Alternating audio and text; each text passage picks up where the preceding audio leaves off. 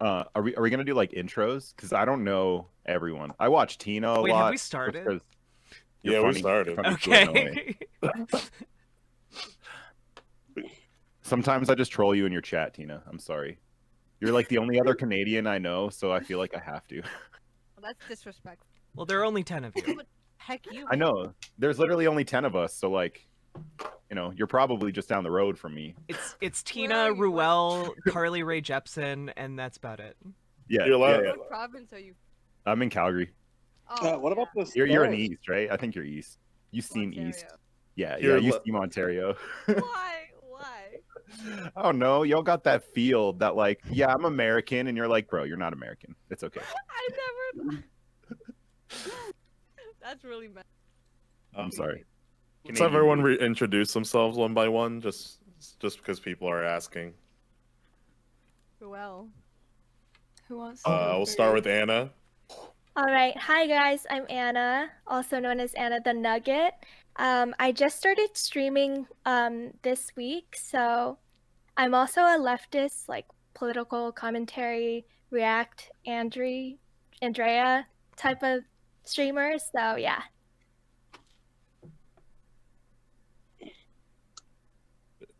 Bagel Bites, you're gonna keep staring? Oh, Or- my turn. Okay. You said Like, left. You said starting let's- down the left. I didn't know if you were going left to right or left and then down. Okay. My name is Harry. I go by Bagel Bites Official on Twitch. I'm a variety streamer. I've mostly been doing political commentary lately, but at some point I'll get back into playing games on stream. I too am a leftist. I usually to normies, I call myself a socialist, and then everybody else on the left, I call myself a communist. Nice. I Bubble. guess I'm next. Okay. I am comrade_bubbles on Twitch. I am also a new streamer. I've only been going maybe 2 months now, not very long. I do morning streams right now because I have to still go to work. So I try to get in a nice 2-hour stream before I go to work. And we just hang out. What we're most interested in is definitely leftism, indigenous and Pan-African studies and things like that. We're definitely laying back, and we're all about the EZLN and Rojava, and that's what we try to... Oh, on Saturdays, I try to read from some kind of text. And then on Sundays, I get to play Stardew Valley with Doc, which is really fun. So... Aw. Yeah. So yeah, I guess that's me. All right, cool. Yeah, Bubble Stream is definitely a vibe. Yeah. I've been told it's very cozy, so that's I've been nice. going I Cozy, like that. yeah, it's like a cozy audiobook thing. It's great. Is it my turn then? Yeah. Mhm. Yep. Okay, all right.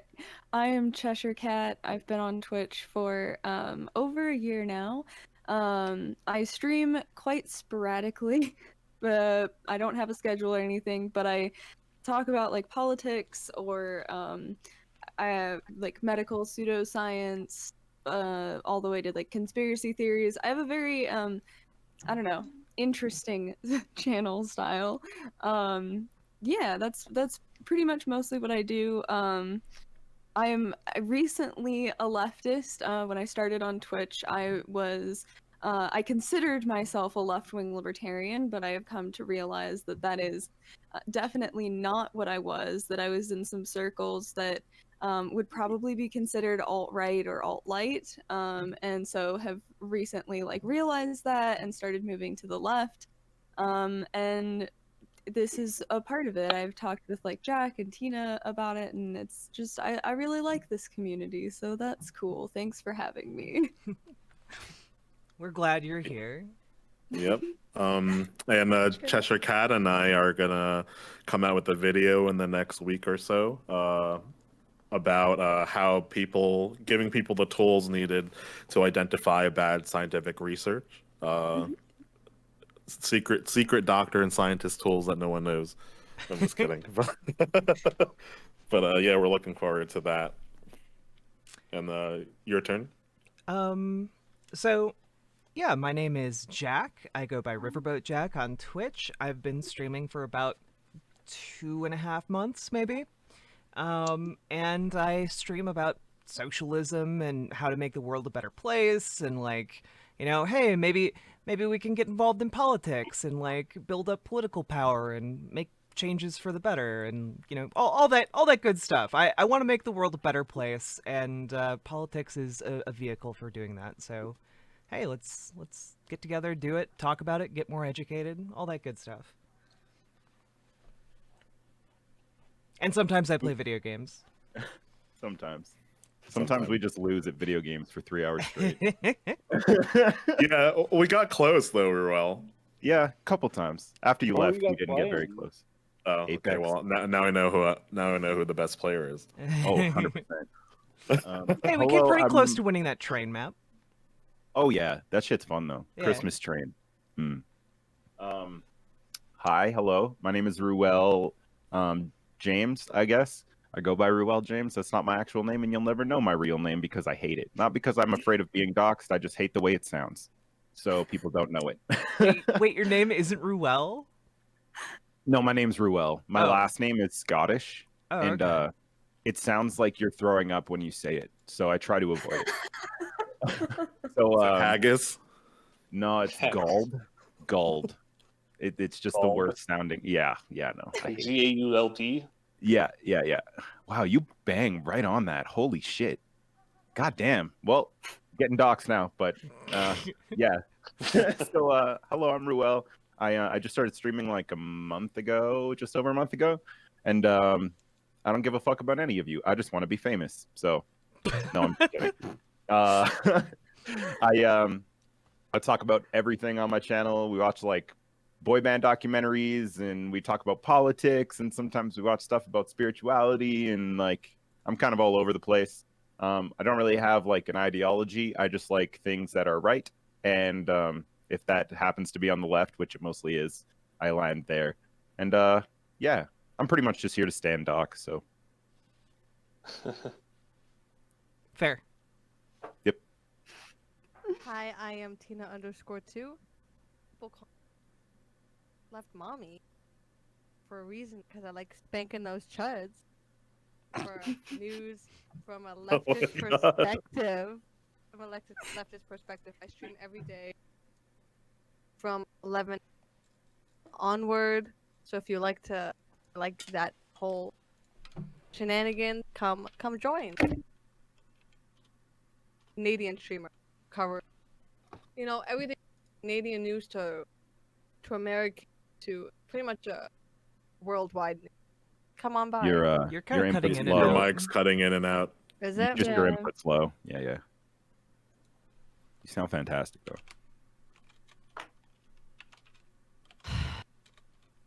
Do you want me to Alaire? repeat what I said? Oh, No. Got unless most you of it. want to. no. Doesn't matter. No, I'm kidding. We heard Twitch. we heard mommy and spank, and that's all we need to know. Yep. Great. Just give us your hourly rate, and I'm sure we'll be there. Hourly, give me the 15-minute rate, please. Through the pandemic, Some of us are on a budget here. some of us are saving up for PS5s here. Okay. Are me and Tina the only non-Americans in this? Just wondering. It seems like. Yep. Yeah, cool. Alaire. Hello, I'm Alaire. Just kind of a general leftist gamer. Pronouns she, her. You are Hilaire, you are really hard super to hear. quiet. A Yeah. little soft. Yeah, you're too soft. You're really soft. Phrasing, Doc. I corrected it. Okay, I saved myself. Okay, hold on, let me see if I can fix that. I can already tell it's going to be a very mature chat. Always. Sorry about that. I didn't mean to disconnect from the call completely.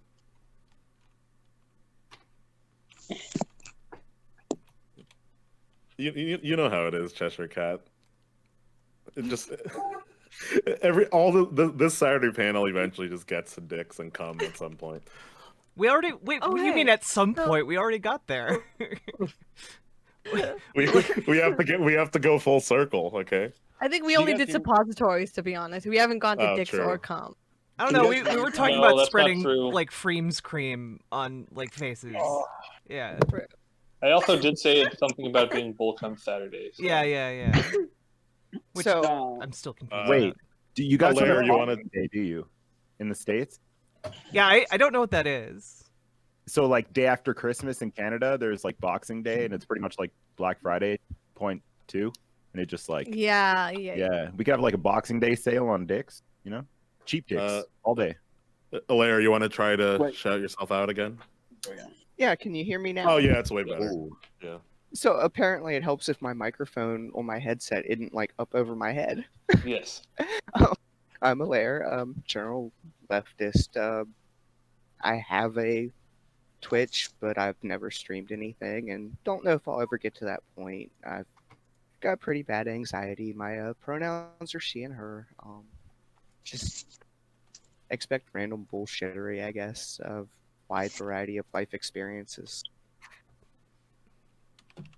Awesome.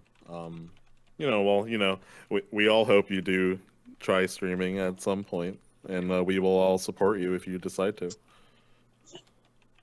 Definitely. Yes. And Frames, you don't need an introduction, but feel free to shout yourself out. yeah, sure.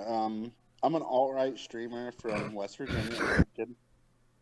I stream about politics from Appalachia, from a leftist perspective. Like half the time, the rest of the time we play games and we talk about dick, cum, and balls. So, Oh boy. I mean, is that a fair description, Tina? You're there a lot, hanging out, Yeah. and you still Yeah. come back every night. I love how the straight cis men always talk about dicks and cum like way more than, you know. Wait, how do you know I'm cis? Yeah. I know Doc is cis, I'm- and he talks about dicks more than I talk Oh, about okay. dicks, Okay.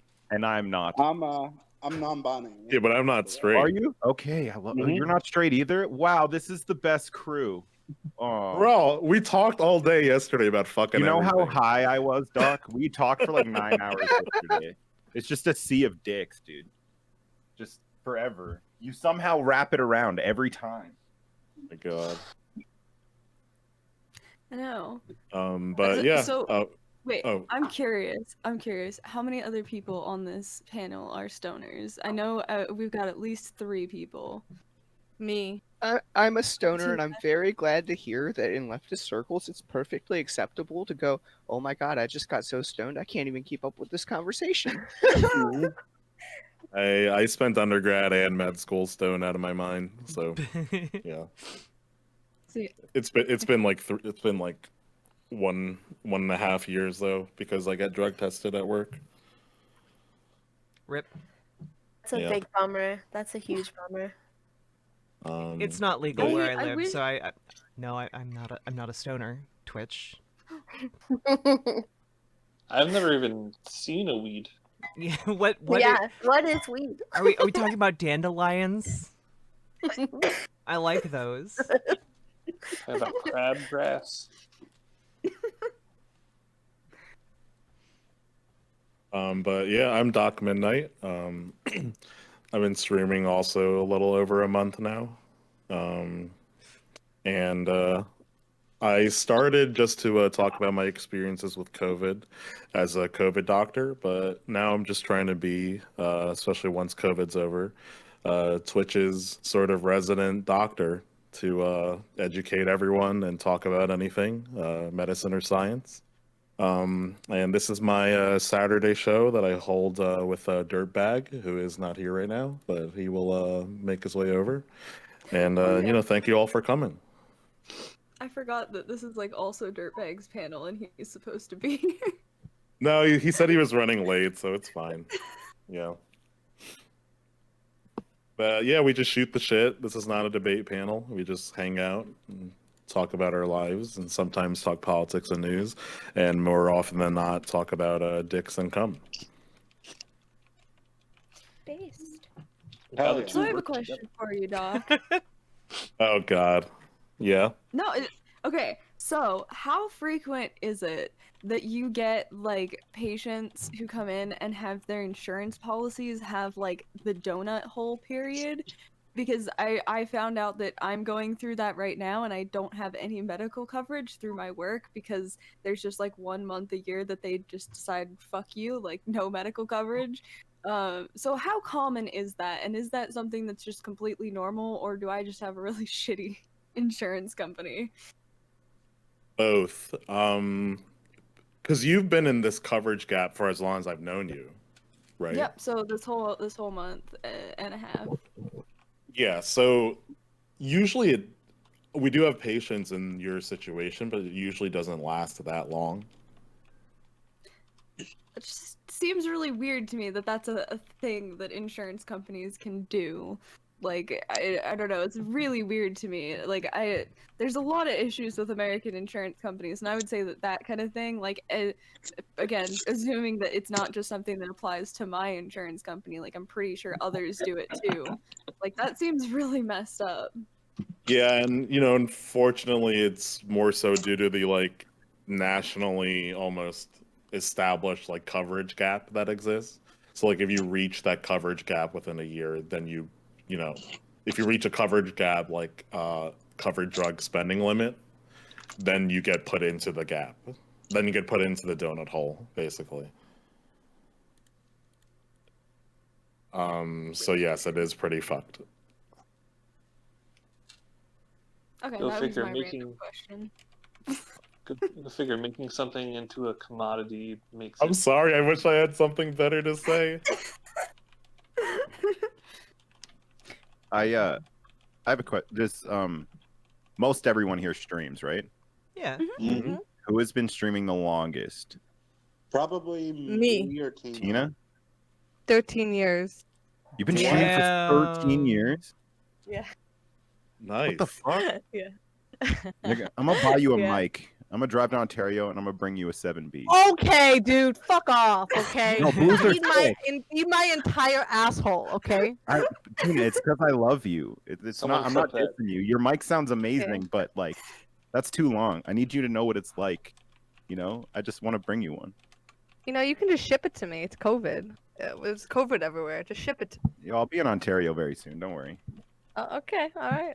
I'll be expecting a mic in 2021. Deal. Okay, so you've been streaming the longest.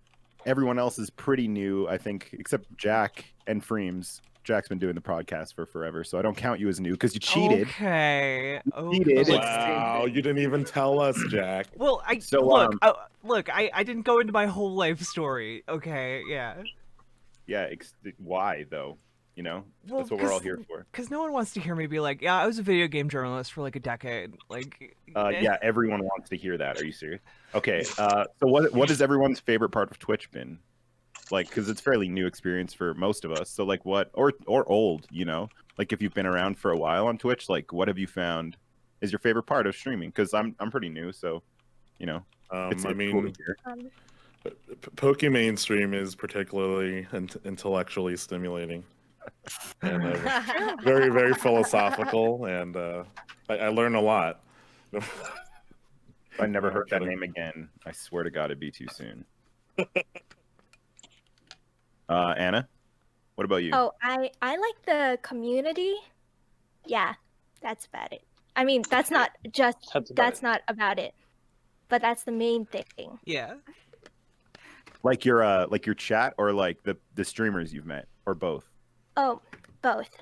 I Hell like yeah. everything. It's a pretty cool experience. I like everything except having to run Discord. Discord is like the most stressful thing for me. Just I like I don't know why, but I end up having like conflict in my in my Discord quite a bit. Not like a ton of major, but like one person will be upset with one other person in the Discord and then trying to like figure that out. Other than that, like I totally agree. I think chat is probably like my favorite part. Just like the entity that is chat is always wonderful. Like on my stream, on other people's streams, like I think it's like half the entertainment of being a streamer and watching streams. So like I love that.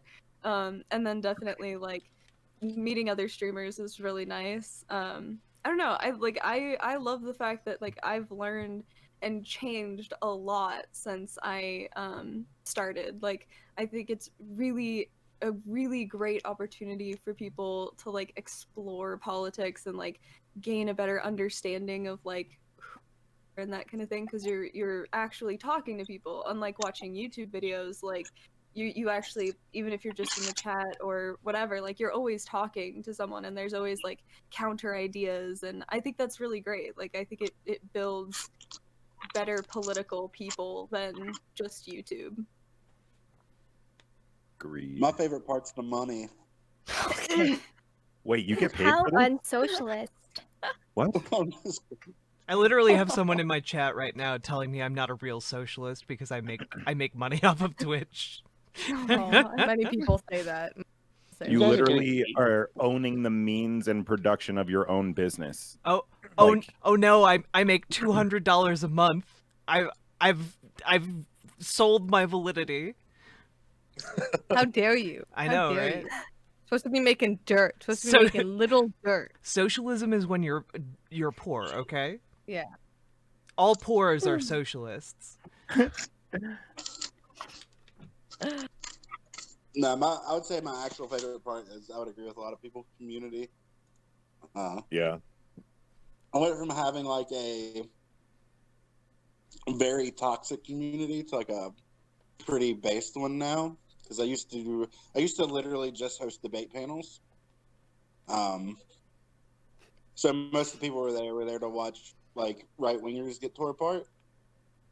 But now that I have like, because I'm not gonna lie, like back in April, kind of got super burnt out, like hated streaming, so I took a month off and like basically like lived in the woods. And I came back and quit doing debate panels, and now we have this like new community that's great. Like if I get depressed or sad, I want to stream. That way I can be around them, and I don't know, they cheer me up. They're my friends, you know. Yeah. Yeah. Hell yeah. I'm with totally Free. relate. I do agree. It's definitely the community. That's probably the best. Yeah, I mean, as a more serious answer, I'm with both of you too. Like, I actually, trigger warning, wouldn't be here. I really actually wouldn't be here without all of you guys that are my streamer friends, without my community I built up to. The reception for me since I've started has been just really amazing and really warm and welcoming. And, you know, I love all of you. We love you too, Yeah. Dark Midnight. Yeah. Yes, we Thank love you. you so much.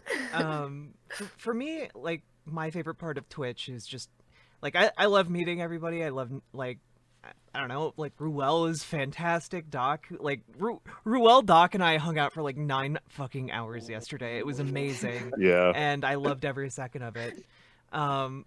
best Christmas ever. It would be that, and like educating people, because there are so many people who come into my chat or my community and like don't know what they're talking about. And so like having conversations with those people and like being patient with them and like seeing them like understand, like yesterday someone came into my chat during like while Ruel was on, I think, and was Red like flag. asking some really inflammatory questions about trans people, and it turns out this guy was over 50 years old and like trying to like genuinely didn't know anything about like trans people. And so like, you know, walking this person through kind of like baby's first steps of like trans people and trans acceptance was really gratifying for me. And you know, I get messages from people who are like, oh yeah, like you helped me understand X, Y, or Z, and like I don't know, it makes me feel like I'm doing something that's making a difference in other people's lives, and I like that a lot. That's awesome. Yeah, Bagel. I've. Oh, yeah, Bagel, go. I just want to hear your voice. That's it.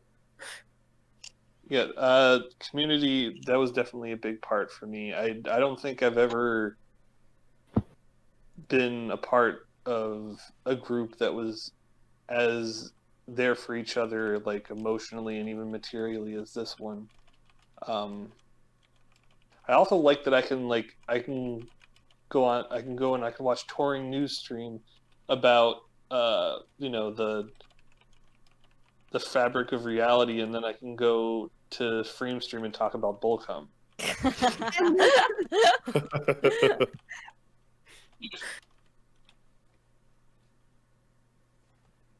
Yeah, for Yeah, sure. no follow up on that. I mean, Absolutely that not. was a good ender. That was a mic drop right there. I want to go back to covering politics. And follow more, up but, on that.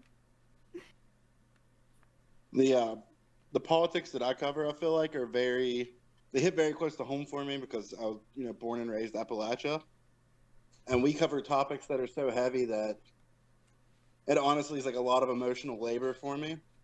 So I usually plan like one big stream, and sometimes it'll fuck me up for 2 weeks. People come by my stream now, like I usually bawl at least like once or twice during these political streams because I like live in the middle of it, Yeah. So it's cool it's another thing I like about the community aspect of it. It's like, a lot of times I don't feel like people care about places like Appalachia that are, suffering significantly. And it shows me that there's people that do. And that means a lot, especially a lot of leftists. So Yeah. makes me feel less lonely, less alone in like a fight. Yeah, I definitely feel that. Yeah, I've loved joining Twitch. It's been amazing for me personally. I'm someone with anxiety. I don't know if you've noticed. But after joining Twitch and especially just meeting all my friends on Twitch has been just amazing. Like, yeah, while you're streaming and you get to be creative with what you actually stream. Like, I'm finding my own voice, which is nice. At the same time, learning other people's perspectives, and you can't really get anything better than that. I've had such a good time with Twitch. It's been so awesome.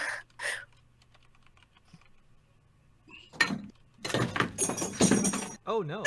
Everything okay? Wow. Everything's fine. Do we need a doctor for the doctor or what? No, everything's fine. Just ignore me. Move on. Okay. Okay. Doc, get He went to sentimental. the for me, washroom. baby. Did he? Okay, Yeah, I'll go. he had to step up to the washroom. Wait, Well, Alaire, you don't stream, right? Oh yeah, Tina. I was gonna do you last because you're the OG. You got all the perspective. yeah. We're all noobs, but Yeah. like, give it to me. I want to know. What do you want? Like, you've been here the longest. Like, what have you learned to like? What have you learned to hate? Like, what are the parts of Twitch that you're like, oh God, please, if you're doing this, never make this mistake. Well, I think a lot of the times, I mean, in terms of dealing with chatters or what, like there's a lot of aspects of streaming that I've learned. I think I don't know. Is there anything like that popped out to you that you didn't think would be like you didn't even foresee it being an issue, and then it was like something you have to deal with on the regular or anything? I think it's been pretty consistent. Like, there's been trolls the same for the last 13 years. Like, it's just like it's been surprisingly consistent. Like, nothing. I mean, the only thing that has been kind of surprising is the amount of support I've gotten. I think, especially around now, when it's been really necessary for me, because my best friend passed away last week, so it's been so vital that I've had everyone supporting me, and it's been really wonderful being left Twitch. I never expected this much. I think that's the one. I think that's really. I'm sorry that happened. Thank you. I love you dearly. I love you too, Ruel, despite you being a little shitter in chat. Just try to keep it interesting, It's like, if someone's chat's slow, I'll come in and just like poke the bear a little bit. Oh, and leave. I can keep it interesting without you, sir. Oh, I know you can, but like sometimes your chat is just all in agreement, I'm like, well, that's no fun. Like, come on. I don't know. I love trolling in people's chats. It's the best, man. I can't go in people's chats and be serious, or like I have to like try and mess with things. I feel bad because like every time I go, especially after I've been smoking, like if I go into people's chats, it's like I just cannot have serious comments. It's like everything has to be a meme. It's great. I love it. And to be fair, I love people like me in my chat. So I kind of feel that same, like, I'll have a serious conversation, but if like a right winger comes in, they start trolling, like, yeah, I'm not going to convince you of my positions on things if you're coming in and just like, oh, Doc, thank you. If you just come in and you're like, haha, BLM sucks, and like, okay, like, I don't know, dude. Where do we go from here, man? I don't know. Doc. You know what I found? Yeah, I get that. Oh, sorry. I was just gonna say, I get that too. Except they come at me like, "You Indians scalped." It's like if you even read history, you would know that it wasn't us natives that scalped anything. It was the Hudson's Bay Company.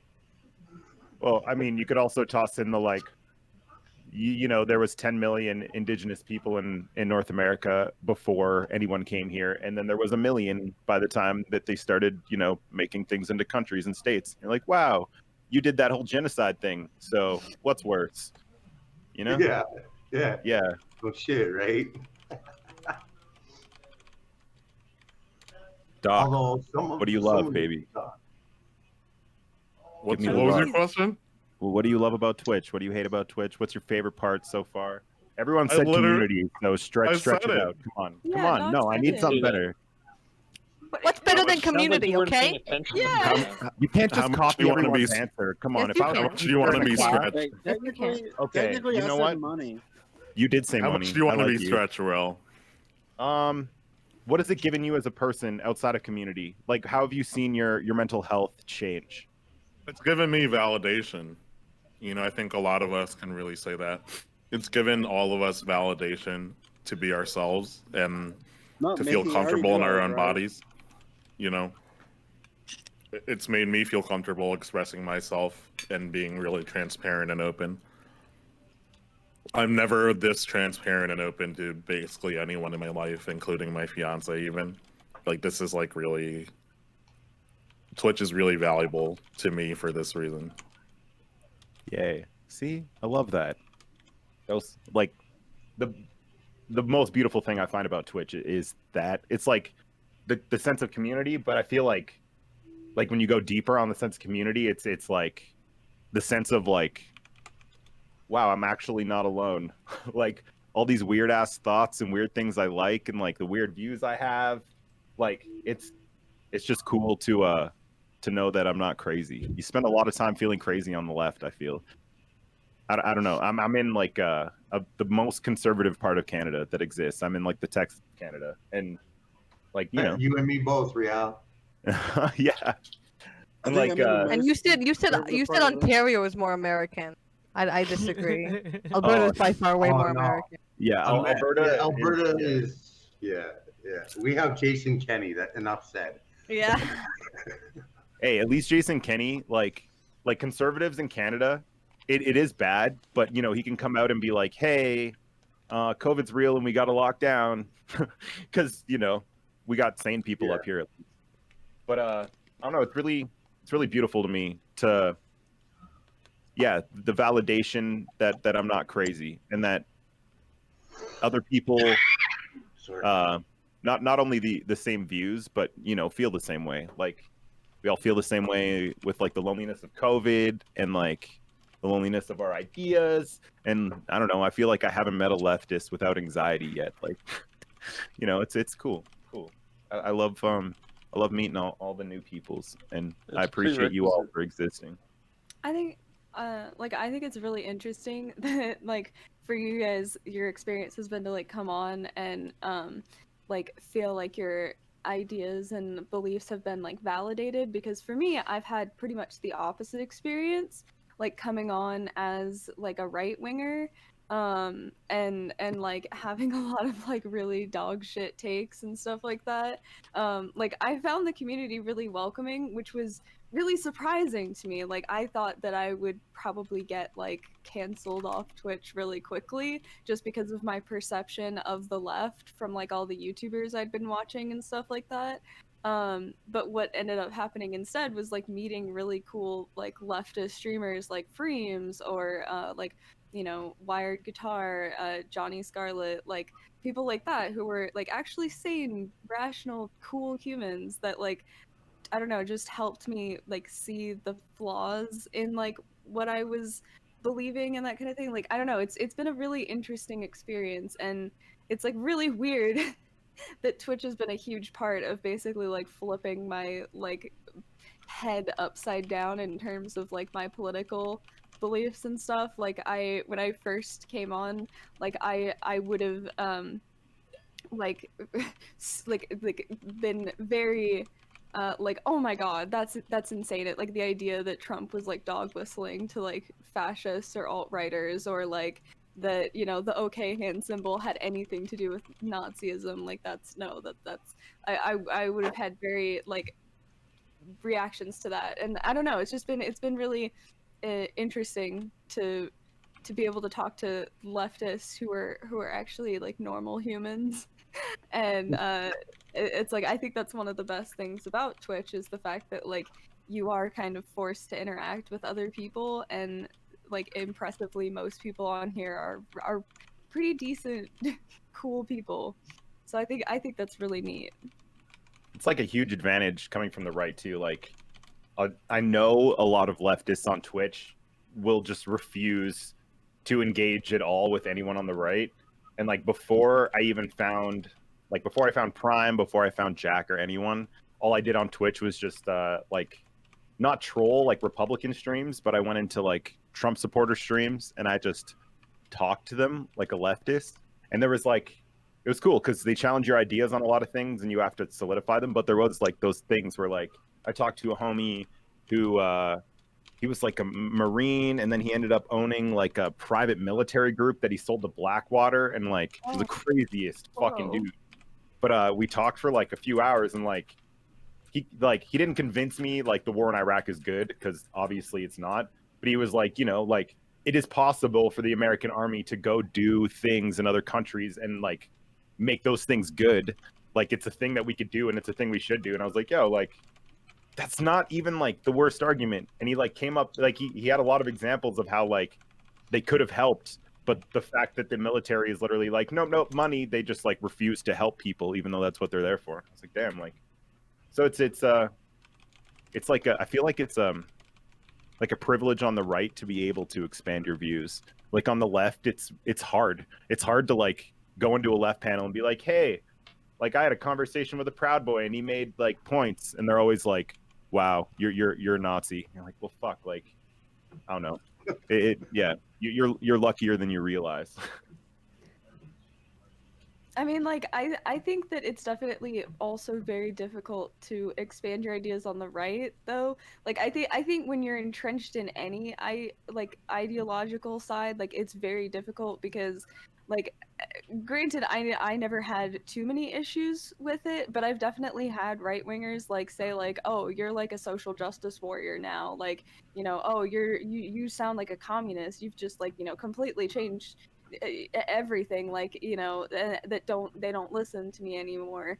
Like I think you definitely get that on both sides. And I mean, like definitely that is, I think that would be like my biggest issue with the left just in general, is like the refusal to listen to other people, like the refusal to listen to right wingers. Like because listening to someone doesn't mean that like you have to agree with them or endorse their ideas or anything, but it is important to listen because you don't know what you're pushing against if you don't listen, right? Like I and it's much more helpful to converting people if they feel listened to. And I definitely think that like that's a really big issue. That's one of the reasons that like I like hated the left for so long was because like I felt like I would, if I had anything good to say about something Trump did, like no one would listen to me at all. Like it was just an instant like nope, like that's just bullshit. You're completely wrong, and you are that's hate speech. Like like you know, and so I think that like having the ability to listen to people without feeling like it's somehow endorsing or like supporting or platforming bad ideas is really important, like to find the balance there. Did So you you're Yeah. saying like, So oh, go on. I wanted to push back and agree a little bit on that. I think a lot of streamers they have motives. A lot of them are trying to do something. I'm not saying that like no one's minds can be changed because they can, but like to me, it makes more sense just to completely tear down a right winger in front of like 40 people who may be watching. And I'd be like, oh wow, that those ideas do not hold up. They're getting torn apart right now, for the sake of that one right wing streamer. Not to mention, like I live in probably the most or second most conservative state in America. I have to talk to right wingers every single day of my life. And I do. I mean, these are people who are held back. Their material conditions are completely terrible, and they've been manipulated by Democrats and Republicans. You know, Democrats for like the last century, and then Republicans for the last what 8 years, 16 years, something like that. So I do think you should try to find common ground with people like in your community.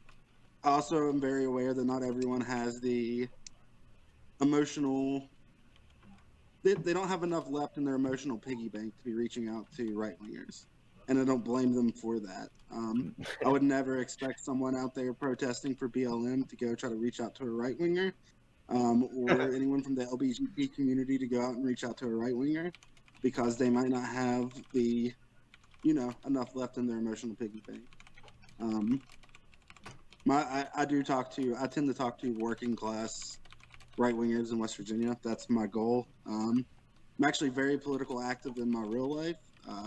That's why I come on Twitch to unwind. I don't talk about what I do in my real life too much because I've been doxxed before, and I don't want these organizations I'm working for to get shit on again like I did before. So, yeah. Well, I mean, I guess I would say, like, to clarify, I think there's a big difference between, like, listening to. Where's that coming from? Who is that? Sorry, Oh, that no, was me. My that was apologies. lovely. I'm going to mute myself because I have something coming at my door right now. Oh, okay. But I won't be long. No worries. And I guess I would say that, like, for the most part I agree with you, Cheshire. Like, I think and we've talked about this too. Like there's a difference between like platforming bad ideas. Like I don't know, like I'm a small streamer, right? Like I don't have a big base. And I think that the larger you get, then it becomes more of a question of like should I use my time like platforming these people, right? Like talking with these people when I could be doing something else that might be more valuable to my community. But like when you're at where like a lot of us are at on this panel, like I think it's great to like talk with people one by one because like we have like the bandwidth to do that, you know? I think it's important to have people on like both fronts too. Sorry, Cheshire, really quick. Just like like having like there's no it's not like one way is better than the other, you know? Like having people focusing on left community is good, and also having those people that are like have enough bandwidth and have enough energy to go out there and like have those conversations is like key. Yeah, that's more of what I was trying to say. Like diversity of tactics. Like I don't think it's something that the left should have to put on themselves, but like if you're willing to do it, like I mean, I don't do it anymore. Well, I did it the other day, but like besides that, like I've been debating chuds on this platform for 2 years, and I think I've only seen one kind of come around, and I mean they're on the panel. Either that or they get yeeted off the platform. Yeah. Not saying you're a chud. Not saying you're a chud. You're definitely one of the right wingers I debated in the past, though, right? Like, yeah. So I feel like debating right wingers hadn't made a lot of sense since like the Bush era because there's just been such a denial of facts on the right and a refusal to accept realistic sourcing for so long now that it's like arguing with a child. Well, and I wanna clarify. Like, I don't think that it's necessarily a good idea to like listen to one person. Like, as in, like, if you're having a debate or something, like listening to their ideas, that's a different. Like, I think in general, it's probably a pretty bad idea to have debates with right wingers when you're not really well prepared for it. Like, there's a lot of things that I would not like say that I should debate right wingers on because I don't know, and I could not have a successful like debate with them because I wouldn't be able to refute all of their points. I guess I more just mean like in the messaging of like leftist ideas, like I think that it's important to address the concerns of like the average right wing like worker in the and make them feel listened to, as in like their concerns are being addressed. I think that's what I mean more, is not necessarily that like you should listen to like that chud in chat or whatever, but like that as a whole you want to like make it clear to the right wing voter base that like their concerns are being listened to, they are being taken seriously, like that it's not just because I think that the perception a lot of people on the right have, and certainly like I had this perception, right, is that it's only like the only issues that are ever talked about would be like LGBT stuff and you know, like the women's pay gap and things like that, which are very big issues that need to be talked about. But at the same time, like I think for people who can't relate to those issues, they then feel like the left like isn't trying to help like working class, like, you know, like just average working class people. And so I think it's important to like make sure that those people feel like they're listened to, so they're willing to support the other issues, right? I hope that makes sense, because I'm not trying to say that you shouldn't talk about like LGBT stuff. So you're saying like, oh, go on. Well, Oh yeah, well, okay. I will be honest here. Like I grew up with a very conservative upbringing, and my father listened to a lot of talk radio, and so any kind of compassion or any kind of anything that I had as a kid would be squashed out of me. I wasn't allowed to really care about women's issues. I wasn't really allowed to care about indigenous issues because my dad squashed that out of me. But I think what's important to remember or realize at least is that the right wing has co-opted working class language for so long, and directed it towards white cis men that are, you know, at least a lot of people who didn't get a college degree, the best job they can get is a truck driver, right? And so a lot of them are listening to AM radio, and that was completely just right-wing talk shows all the time. And you know, if you'll see like leftists today posting like Tucker Carlson clips of him saying something working class related, but then they won't show the rest where, you know, it gets blamed on immigrants or it gets blamed on something that isn't true. So I think it's important to remember that part of it. And then also how the right wing is hostile towards women. And so it can be really difficult and anxiety inducing. And then when you're talking to them and then they see that they've riled you up and they're like, oh, you're triggered, you snowflake, all this stuff. And it can be really difficult to have a conversation with them. I find that like they don't even, if someone like Freems, like a man like Freems, come and talk to them, they're more willing to listen to men or male presenting people than they are women, for sure. So I could have the exact same talking Freems does, but I will be passed over, especially from the right, especially. Yeah, there's this element there of like, and Freems kind of touched on this too. Like, when I'm talking with like a right winger, trying to talk to less to them, the person I'm directly talking to, and more to people like them, right? Because I think that convincing people indirectly is often way more effective than convincing the person you're talking to, right? Because if you're like, oh, that person that just got owned by this socialist, they were advocating for something I believe in, and it gets them thinking without feeling like they were personally attacked, and I think that's valuable in that sense, another value we can tack on to talking with conservatives who, individually, the individual you are talking to you might not get through to them, but other people watching, you might get through to them. Mm-hmm. At least that's my touch hope. on something too that we were talking about earlier, talking about how you have I think it was Bubbles that said that we had right wingers talking directly to the working class. Also, don't want people to forget that the Democratic Party, the DNC, has completely ignored that part as well. Mm-hmm.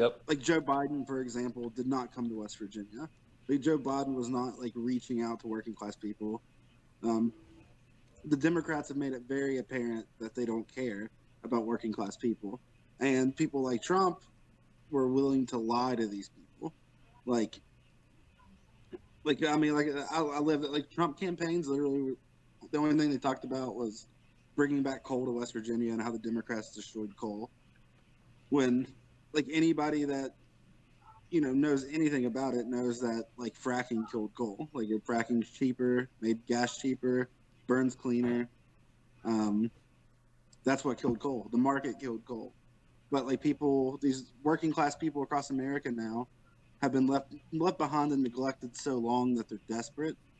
So when people like Trump come along, these right wingers come along, and they're talking directly to them, they'll listen to bold-faced lies. Not to mention, I've talked about this before too. Right wingers are very good at storytelling, and even though it's backed by nothing, the left is terrible at storytelling. They're good at giving facts. I think the left needs to work on effective storytelling and using their facts to back up their stories. And I think especially the Twitch left also, we need to work on alleviating our cancel culture a little more, in my opinion, against cancel Doc. Cancel. How dare you? How dare you impugn the We're left? canceling Doc for using Bing. Wait, I Doc, you use Bing? I use Bing to Google. I type in Google onto Bing to get to Google. Huh? Get out. Oh God. That's the most. Hey, Doc, have you ever heard of GoDuck? Go Duck. I don't Yeah. wanna, Duck, I duck, wanted go. to say one more thing too. Yeah. I don't want to name any names. I don't want to make it a drama stream or whatever. But there are some this new crop of Twitch right wing streamers that are the fucking soulless, scummiest Trump sycophants I've ever seen in my entire life on Twitch. At least some of the alt-righters that were around when I was here were would shit on Trump a little bit or go completely mask off and get banned. But these dudes, man, there's just, I don't know. You guys probably know which ones I'm talking about too. And we just keep platforming the shit out of them. Every time I turn around, they're being watched by 200, 300 people. What's up with that? It's. Whoa, wait. I don't know who you're talking about. So I'm super out of the neither. loop too. I have no idea what I don't We're all I so have no new. idea. baby, hit me with the name. I'd rather not. Yeah. That's fair. Okay, if anyone in chat knows who it is, type it out so I can see it. I mean, I have a couple Oh, ideas. haha. Um, I'm not watching chat. But also the right wing is very legitimate in hating Democrats, right? And so it's really easy to co-opt that as well. For right wing pundits like the Ben Shapiro and Tim Pool and all them horrible, awful. Whoa! Tim Pool's a lefty. Oh, come on. Tim Pool is as absolutely a based radical centrist. I mean, I can't. Have I you can't seen believe his that he would- beanies? you would tarnish the great and goodness. glorious Hey, record of him. they're called toques. They're not called beanies. They're called toques. Oh, For the love sorry. of God. Sorry. I'd just like to say, Oh. I unironically listened to Tim Pool podcasts a lot for I'm quite so a while. sorry. Oh. Yeah, like I remember I found him when he was like kind of small in like 2015. And like he was trying to play the lid thing up more then, and watching him, I was like, wait, like in 5 minutes, I was like, this guy's not. What the fuck is this guy? He's like the most Yeah. obvious grifter I've ever seen in my life. Was that when he was doing the videos about like how Sweden was like devolving into like a hellscape? He went to like the most dangerous place in Sweden. Videos. Yeah. That sounds like about 2015 era. Lauren Southern and all that. Yeah. I remember watching those videos. And you were like, oh my god, he's in so much danger right now. Oh, yeah, the no. Swedes are gonna get him. They're gonna jump him. all 12 criminals in Sweden. Doesn't he claim to be like not white too? Isn't he like, yeah, I'm a minority? He's like half Korean, I think. Yeah. Oh, yeah, that's odd. Are you talking about redneck? I'm just kidding. I'll stop. I'll stop. I would like to add a little something. When Doc was talking about the cancel culture part, I find like for myself as an Indigenous person, who knows and understands my culture, not because I grew up in it, but because I had no other choice after being stolen, surviving through the '60s scoop, and getting to know my culture back. That it's really kind of hard when we talk about cancel culture, because when it comes to Indigenous people, like we have so many different openings for everything that the left is talking about is already part of has been part of our community before first contact. And then when we hear about cancel culture, it's like, well, wait a minute, because we don't, how do I put it? We don't elevate one side more than the other. Everyone is equal and we live in balance. That's how we've survived for generations. And then when we hear about cancel culture, it kind of makes it hard for some of us, because it's like, well, are you targeting me as well? Like, am I not a part of this? Do you know what I mean? Like, it really makes it hard for us to understand that. And yeah, I just wanted to share that. Yeah, I feel like a lot of the cancel culture, like it's kind of unproductive the way they go about it. Like instead of trying to teach someone why what they did was wrong, they'll just like pretty much try to force everyone and their friends to unfollow and just ignore them forever. And it's like I feel like that's so unproductive. It's the same to go idea about things.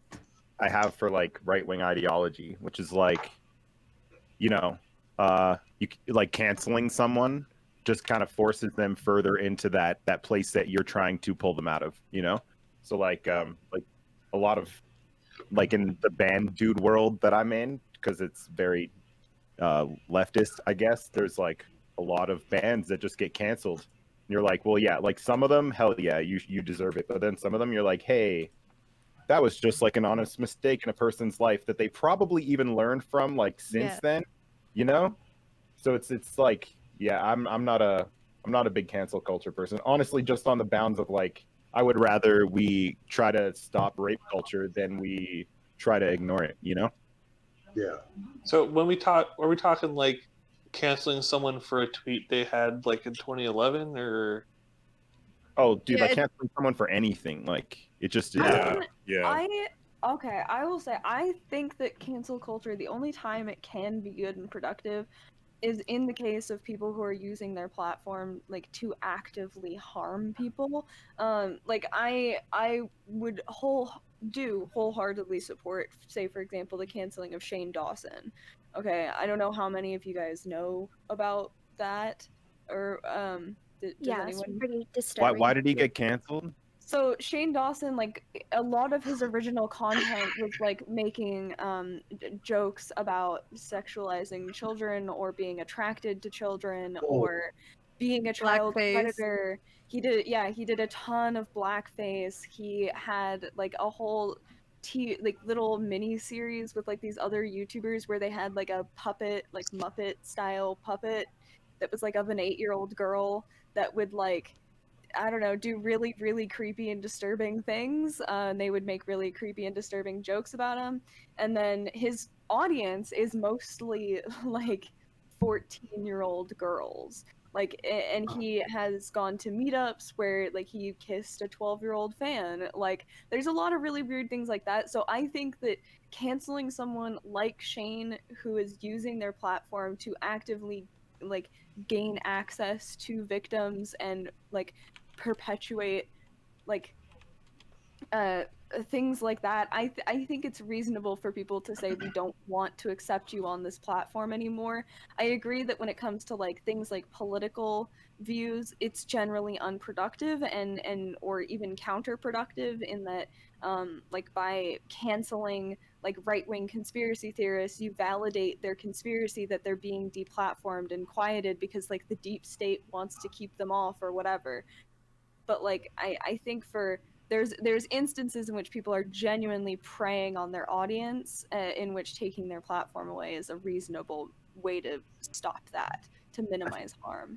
I feel like Shane Dawson, like at least from what you said, it feels like it edges on like illegal almost in a sense, like it should be if it isn't kind of. Didn't he do like a massive apology and delete all that content also? I think yeah. so. I mean, but also it's pretty recent. Like I just was going over like his. Wasn't it from like 2011? No, like some of it has been going on for a really long time and like continues to like into this year. Yeah. I haven't Like, been and keeping up with Shane Dawson. he continually like apologizes for little bits and pieces here and there, and then tries to like skate by downplaying it, and a lot of people go along with it. But I think that like oh shit, what was I gonna say? God damn it! I swear I had a coherent thought. It's okay. I'm just gonna read this section from his controversies section on Wikipedia. Hours after his apology was posted, musician Jaden Smith accused Dawson of sexualizing his sister Willow Smith, expressing how he was disgusted after a video surfaced of Dawson pretending to touch himself in a sexual manner while looking at a poster of then 11-year-old Willow Smith. Yeah, I remember that. Yeah. Like so it's like yeah, just things like that. I think it's reasonable to remove someone off the platform by way of cancel culture if the users of the platform just generally decide to come together to say we don't want you here anymore, like go away. I feel like is that cancel culture though? Like I don't know if that's cancel culture. It feels like it feels like it feels like people coming together and like enough people being like, wait, this is what he's talking about, and enough people being aware of it that they're like, that is perpetuating bad things. It feels more natural than like people going out and trying to cancel Shane, is what I'm saying. Like it kind of feels like. But I mean, it had to come. It had to come around by way of people actively going out of their way to cancel Shane. Like people had been trying to bring it up for years, like since he's been making that kind of content. There were, you know, like I can't remember her name. That there was a content creator. I think she was like a Black woman who had been talking about his blackface for years, and no one listened to her.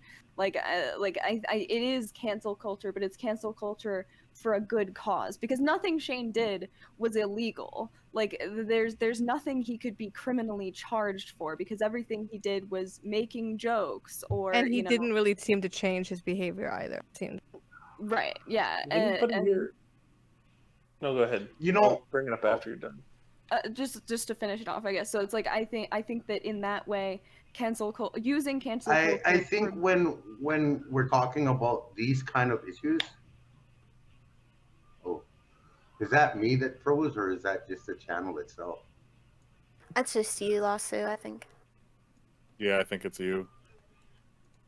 Yeah, it looks like it's me. When it comes to these kind of issues of predatory behavior, I think we need to take a look at more along the lines of how indigenous people dealt with things. That it wasn't so much of um, like how we have it now, just lock them up and get them away from everyone. Because all that happens is that they get stuck in the same group of people that do the same thing and think the same way, and nothing changes. They just improve in their. It's like anything that has to do with a correctional facility, right? You throw somebody there that commits a crime, even a minor crime, and they come out a better criminal. We absolutely That have doesn't. from our prison Yeah. system. So, whereas indigenous culture, we look at um, healing that person, whatever it is that's bothering them or has made them that way, correcting it and healing it and allowing them to become a new person, a more healthier, productive member of the community rather than a threat, right? Totally. Yeah, I agree with you, Lasso. I think another thing to remember too is that the more clout you have, the more does canceling even actually matter. Like, will Shane Dawson be back in like 6 months or a year, hoping people forget? There's that. And then there's also to remember like very small YouTubers or other people on social media that might be trans that get doxxed and get swatted, and a lot Yeah. of people don't even know that that happens or that exists, and that's a whole other different type of cancel culture that a lot of people don't talk about. And then these big names get to take it, and these comedians get to act like they're victims, and they can't wait until their next cancel special or whatever. But there's all these very small voices that never really get heard very much that are canceled in other ways, and yeah, indigenous voices. The black woman's voice that said the things that Shane Dawson was doing, she was completely ignored. Things like that. I think that's another type of cancel culture that's even more important to think about. Do you like, my argument would be, like, I'm not arguing against canceling Shane Dawson, obviously, but my argument would be like, do you think that he wasn't canceled for those things until he got big enough to be canceled for those things? Like, not enough people were aware of his moronic content because Sure. people that would like see it as that would not come across it. So like, my point would be like, do you think Shane was only canceled because he got big doing shitty jokes? Like, do you think if he stayed at like a smaller level that he would have never been canceled? I mean, yeah, it's entirely possible. Like, I guess I like don't. I'm not 100% sure how that would be like a counter to the cancel culture It's or basically like, anything. I feel like cancel culture is, it feels more like, not like a punch down to me, but like you're canceling someone like that wouldn't have the size to be canceled themselves. You know what I Well, mean? more people exposed to your content, the more people Are gonna are- cancel you? Yeah. Yeah, like Oh, I apparently in my I know. chat, someone says Shane has already announced his comeback. Oh, I There you see. go. Like like I don't think that cancel culture is like really that not real. Like people are just experiencing consequences for their actions. that's And what I'm trying to say. Yeah. like I think Yeah, I like, think that's yeah. fine. It's fine to have there So- be consequences for things that you say and do. And like also it's usually it usually doesn't like end someone's life or career, you know? Like no. they can come back and it will be okay. And like what Bubbles was saying is kind of like the difference I'm trying to point out, which is like cancel culture feels like when you cancel someone who like hasn't done something egregious, but like you kind of bring it to light because you have some other issue with that person. Where like Shane Dawson, it doesn't feel like cancel culture, it just feels like he's a piece of shit, and like like I enough agree. people noticed finally. So like Go yeah, ahead. it just feels like two separate things. Like cancel culture feels like a negative thing to me. Like every time I think of cancel culture, it's like, you know, like a trans person trying to speak out and being like swatted, or like I don't know, like someone who's like trying to do good for their community, but someone's like, hey, what about this tweet from 5 years ago, and they get canceled for it, you know, like that kind of bullshit. That's how I always view cancel culture. I At least yeah. personally think that cancel culture is a boogeyman that doesn't exist in the way people think it exists. A witch hunt. because, like, yeah, like it's not. It doesn't exist. Sure, some people get canceled, but like you said, they're getting canceled because they're actually shitty people. It's not because of Yeah. any type of cancel culture. They just fucking suck as humans, and probably shouldn't be on any type of platform. That's happened But forever. like the right wing is like turned it into this thing where it's like this something that happens all the time, and it's honestly used very maliciously to discredit. And sorry if this has already been brought up. I had a customer there for a minute. No worries. To discredit.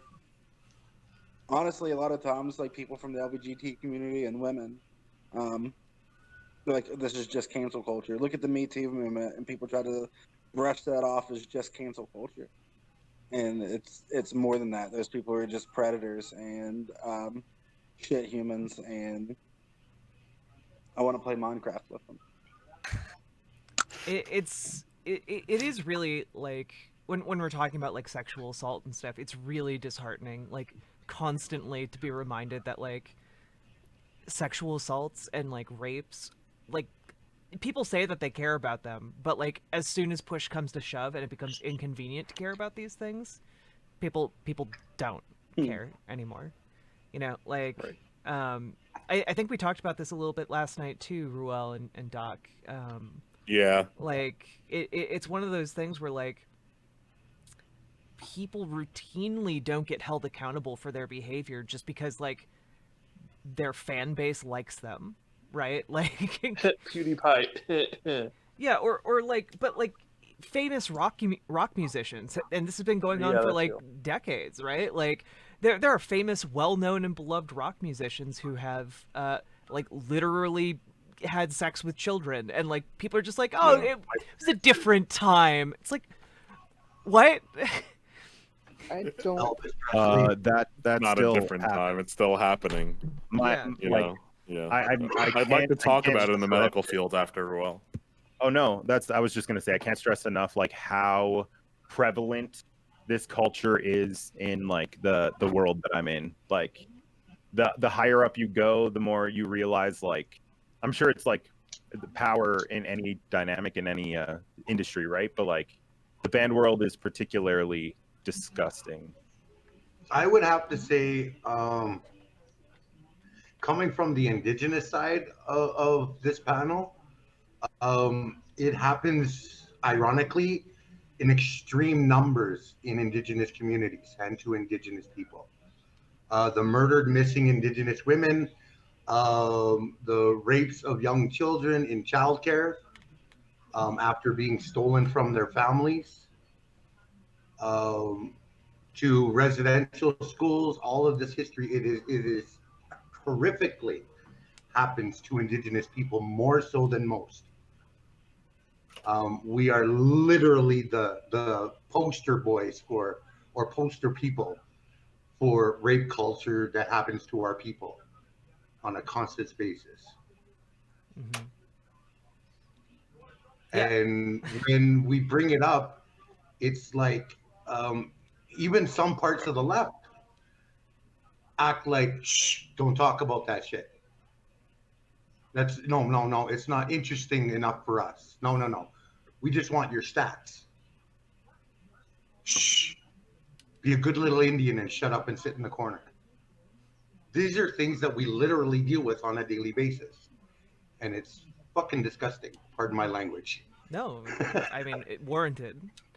Like it's one of these things where like I know Ruel brought up like it seemingly like it's more prevalent in the band world, but I think it's prevalent where like people have power over each other, and like I don't think this is a case where like power is making people more predatory. It's mostly our culture. It basically teaches people that predatory behavior is acceptable. Like it's okay to coerce a woman into having sex with you.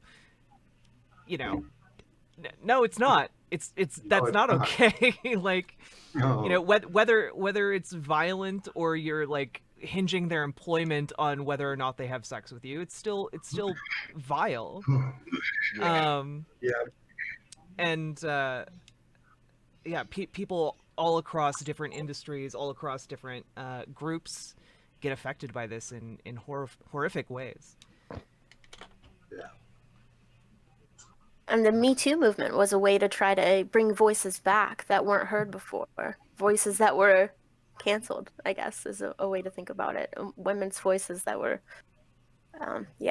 affected by sexual harassment. That's the assault. real cancel culture. Yeah, that's one of the real ones. Yeah. Yeah, I don't. And you know what it took to partake in that, in canceling of the Me Too movement, was a couple of people that came up with things that were found to be not true, and that's all it took. Oh yeah, like see, there are false rape accusations. I can list 5 that have happened, and then that delegitimizes all of the 99% of the rest of them. Yeah. Not to mention the ones that don't get reported.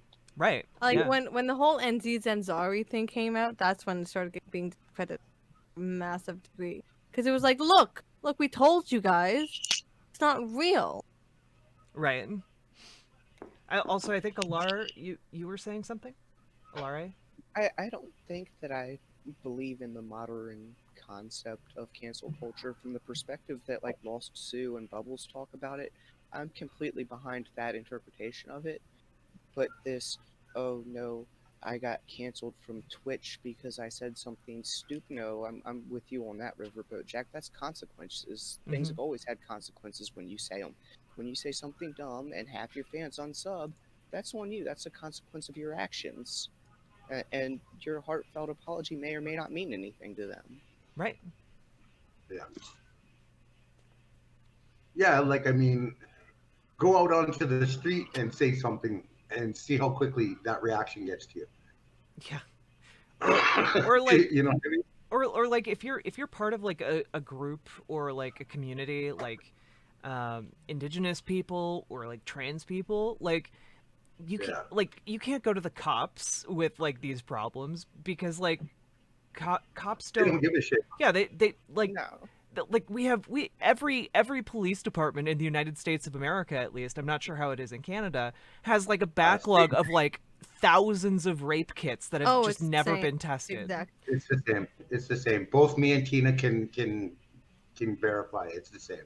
And you can come to them with like details of like who it was, when it took place. They invasively test you, and then like nothing comes of it. They just make your life worse.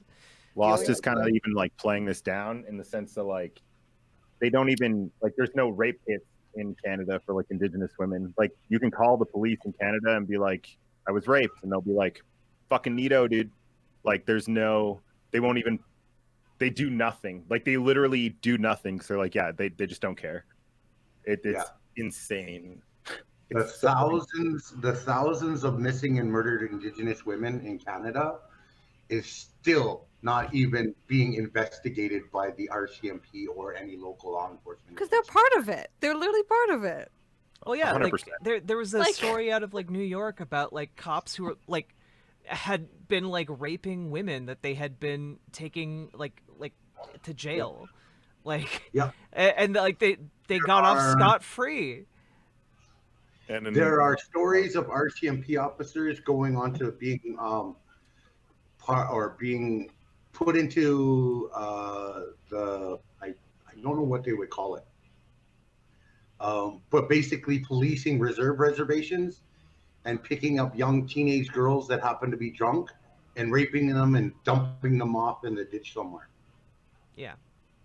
In my these things happen. In my chat, somebody posted RAIN, Rape, Abuse, and Incest National Network estimates that for every 1,000 rapes, 384 are reported to police, 57 result in arrest, 11 are referred for prosecution, and 7 result in felony conviction, and 6 result in incarceration. So, again, think about that. For every 1,000 rapes, only 6 of them actually result in the rapist being put in prison.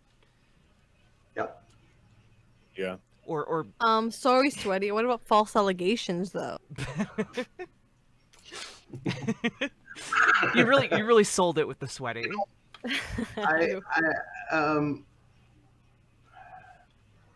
Oh, and I hate to come across. I hate to come across with like sounding like a shit take.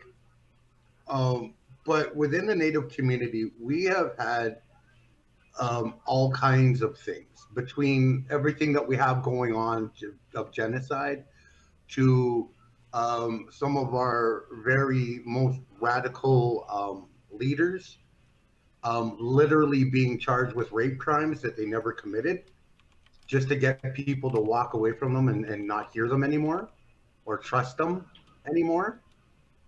We have endured all of it.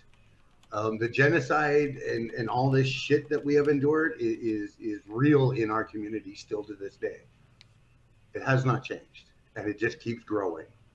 Well, and there are like when we're talking about rape, like rape affects men too. Like it's hell yeah, I can attest. It's one of the weirdest things to me that like in our society, it's like people just like make rape jokes about prison. It's like, wait, why do we just tacitly accept that like men can get raped in prison because they did something bad? Why is rape something that is used to like spice up the fact that they're going to prison? That's really fucked. I mean, to me. Going into that, I was in a situation where I was raped. Oh, sorry, trigger warning. I was raped in college. It was one of those things where a couple people took advantage of me and held me down and things like that. And when I told the campus sort of like committee that like runs like the dorms and things like that about what happened, and their student run too, I was told like, hey, well, you know, you should have liked it, right? I would have loved that, blah blah blah, right? Like, yeah. Fuck that. Like, hey, you're a guy, you're supposed to like it, right? Yeah, and pretty much everyone I told, you know, I even went as far as like going or trying to contact even like the dean of my school, and I wasn't even able to like get it up there. See, like for myself too, like I was raped by my adopted sister from 7 till almost 11 years old. Oh my god. My adopted father at the age of 12 started feeling up my dick and then called me gay. Like, I've lived through sexual abuse. I cannot fucking stand it. And I think there's just this idea that like men can't get raped, basically. Mm-hmm. Yeah, and that's not true at all. Like, for a man that's taught never to harm or hit a woman, it literally leaves them vulnerable to that. Not saying that I agree that or think in any way, shape, or form that men should ever hit a woman, but I'm saying that it is part of the problem and issue that we look at, right? Mm-hmm. I think. No, go ahead. Oh, I mean, I was just gonna add, like, absolutely. I think there's a huge issue with men not being taken seriously when it comes to any sort of abuse allegation. I mean, like, domestic abuse, parental abuse against boys, especially into like their teenage years when, you know, you're bigger and you should be able to defend yourself, and it's like it builds character. It's a part of like becoming a man, right? And like there's a huge like toxic double standard when it comes to like boys, especially when the perpetrator is a woman.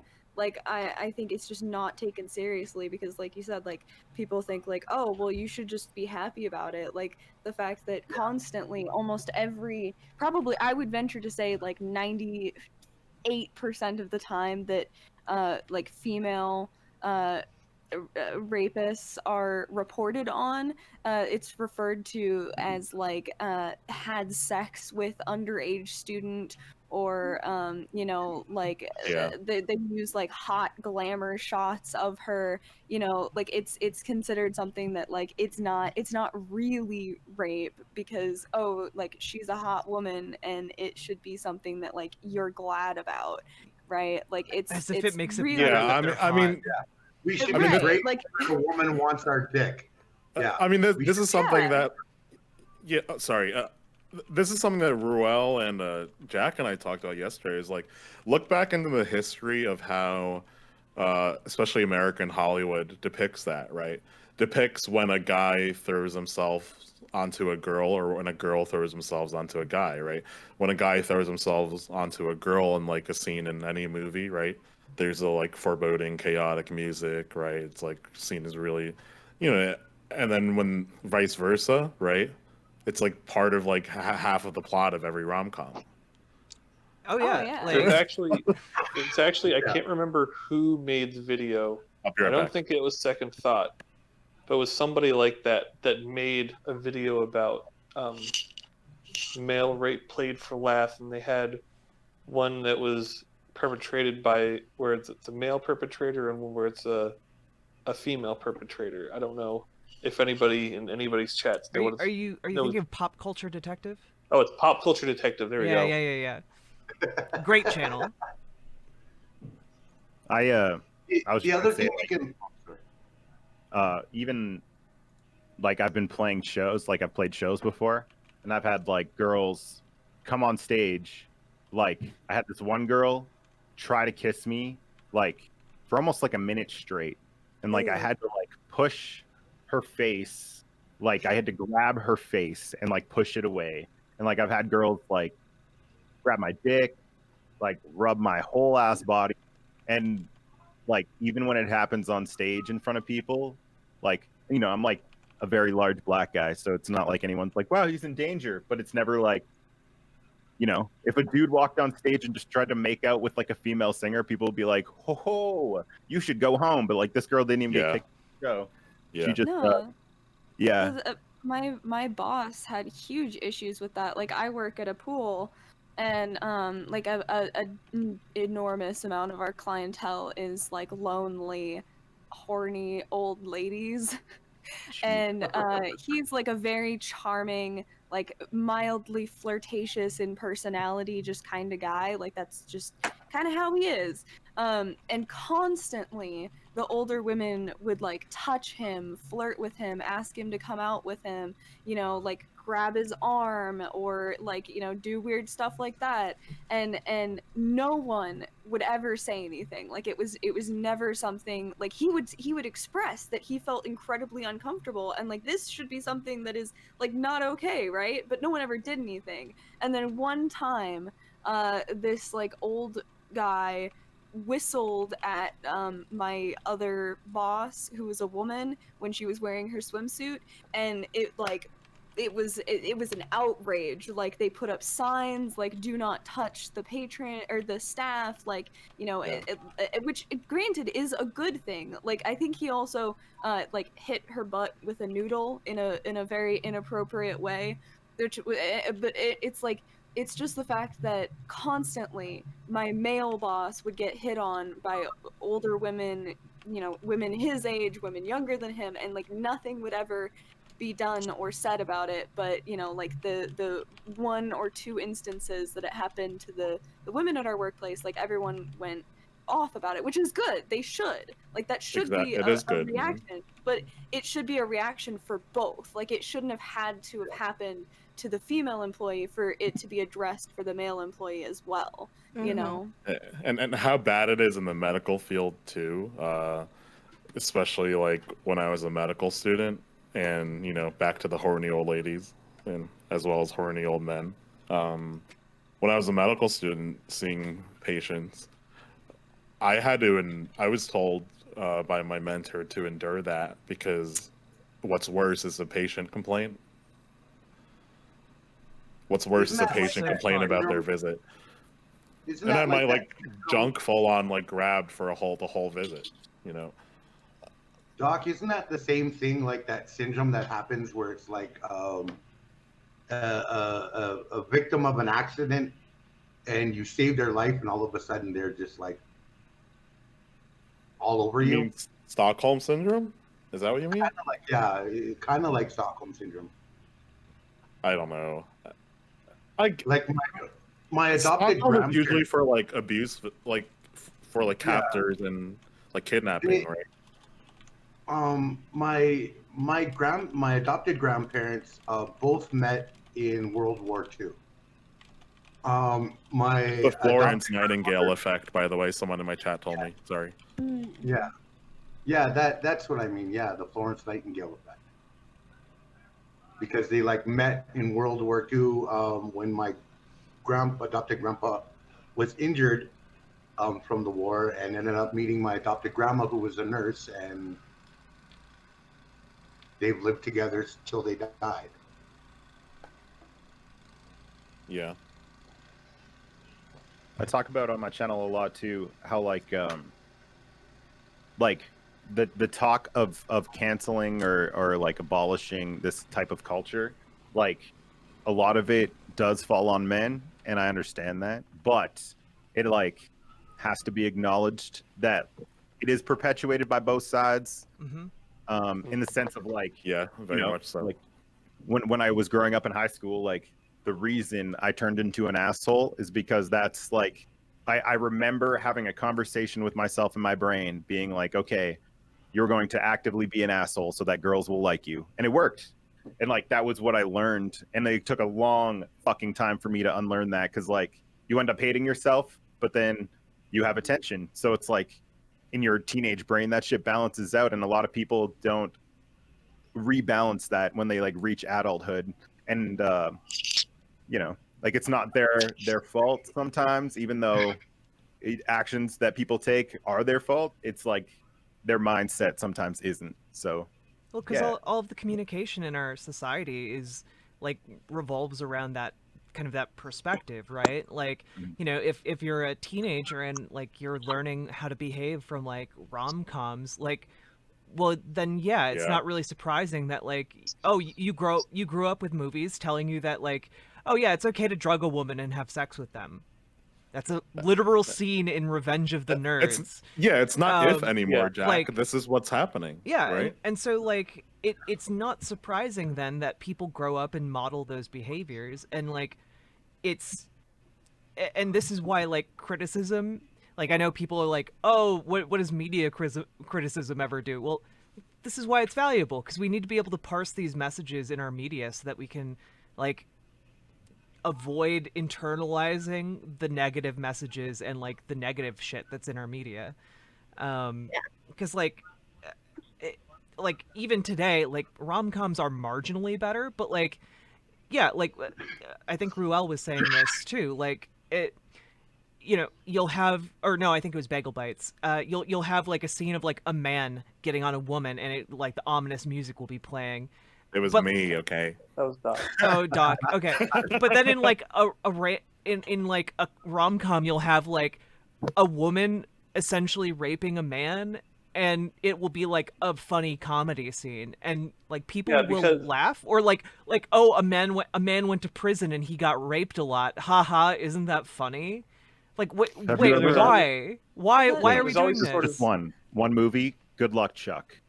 I had not watched it in a very long time, and I went back and watched it. It's literally a movie of rapes. It's just a comedy about. It's so insane that exists. Wow. Sorry to interrupt. And look at horrible bosses too. Yeah. We can look at a real life actual factor of an event happening. The Marina Bobbitt, where she literally came home and chopped off her husband's penis. Oh yeah. Oh, true. Yeah. People fucking excuse that. Wait. What? You didn't know about that? Yeah, dude. I spend a lot of time not learning about people's dicks getting cut off. So, someone explain. Literally, it was Marina Bobbitt. She came home one night and cut up her husband's dick. Why? Why? It was either perceived infidelity or actual infidelity. I don't remember which. Oh my god! And people like excuse that. Oh yeah, they were like, "Go get him, girl." Yeah, you get him, girl. And the guy was laughed at even amongst other men. You had your dick chopped off. Well, that's the patriarchy, though. That's like the patriarchy. Men laugh at other men. Patriarchy. Yeah. Right, but like I mean, it that ties into everything that we're talking about, right? Like absolutely. Yeah. Yeah. because I wanted to say, like, everything that we've been talking about so far, as we can tie it all back to kind of where we started, that the right wing has their own critiques and arguments for all of these topics that we've been talking about. So I think that that's really important to think about too, like especially the men's rights advocates who demonize women, and then someone. Sorry, continue. Yeah, no, go ahead. Someone is saying in chat he was an alcoholic who beat. Yeah, I just went to the Wikipedia page and it says the incident in which Lorena Bobbitt severed her husband, John Wayne Bobbitt's penis occurred this date. She stated in court that after coming home that evening, her husband raped her, and that then he went back to sleep, and she got out of bed, got a knife, and decided to cut his dick off because she hated him. Okay, that makes it a bit more complicated. Yeah. Allegedly. Granted, that's her testimony, right? Right. But, Yeah. I'm still not like big on the cutting of appendages off for any crime. Right, but a lot of abuse victims tend to snap after years. Yeah. It's the like that case of the sex trafficked like underage girl that killed a John, and she was like going to prison for life. And they're like, yo, like, oh, where do I fall on this? Like, holy shit. Yeah. It's like murder bad, but like, wow, what would I like? I would probably do the same thing. You know what I mean? I don't know. It's such a complicated topic. It is.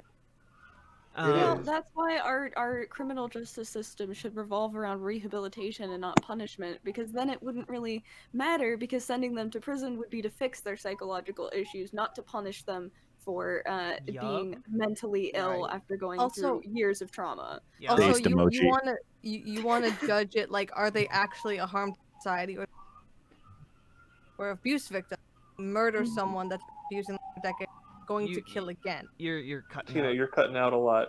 I said, you have to judge them based on what they're gonna do again. So if it's a one-off event, are they gonna kill again? And that's what you have to judge in the court of law. Are they gonna become a killer and harm society, or was it a self-defense kind of or reaction?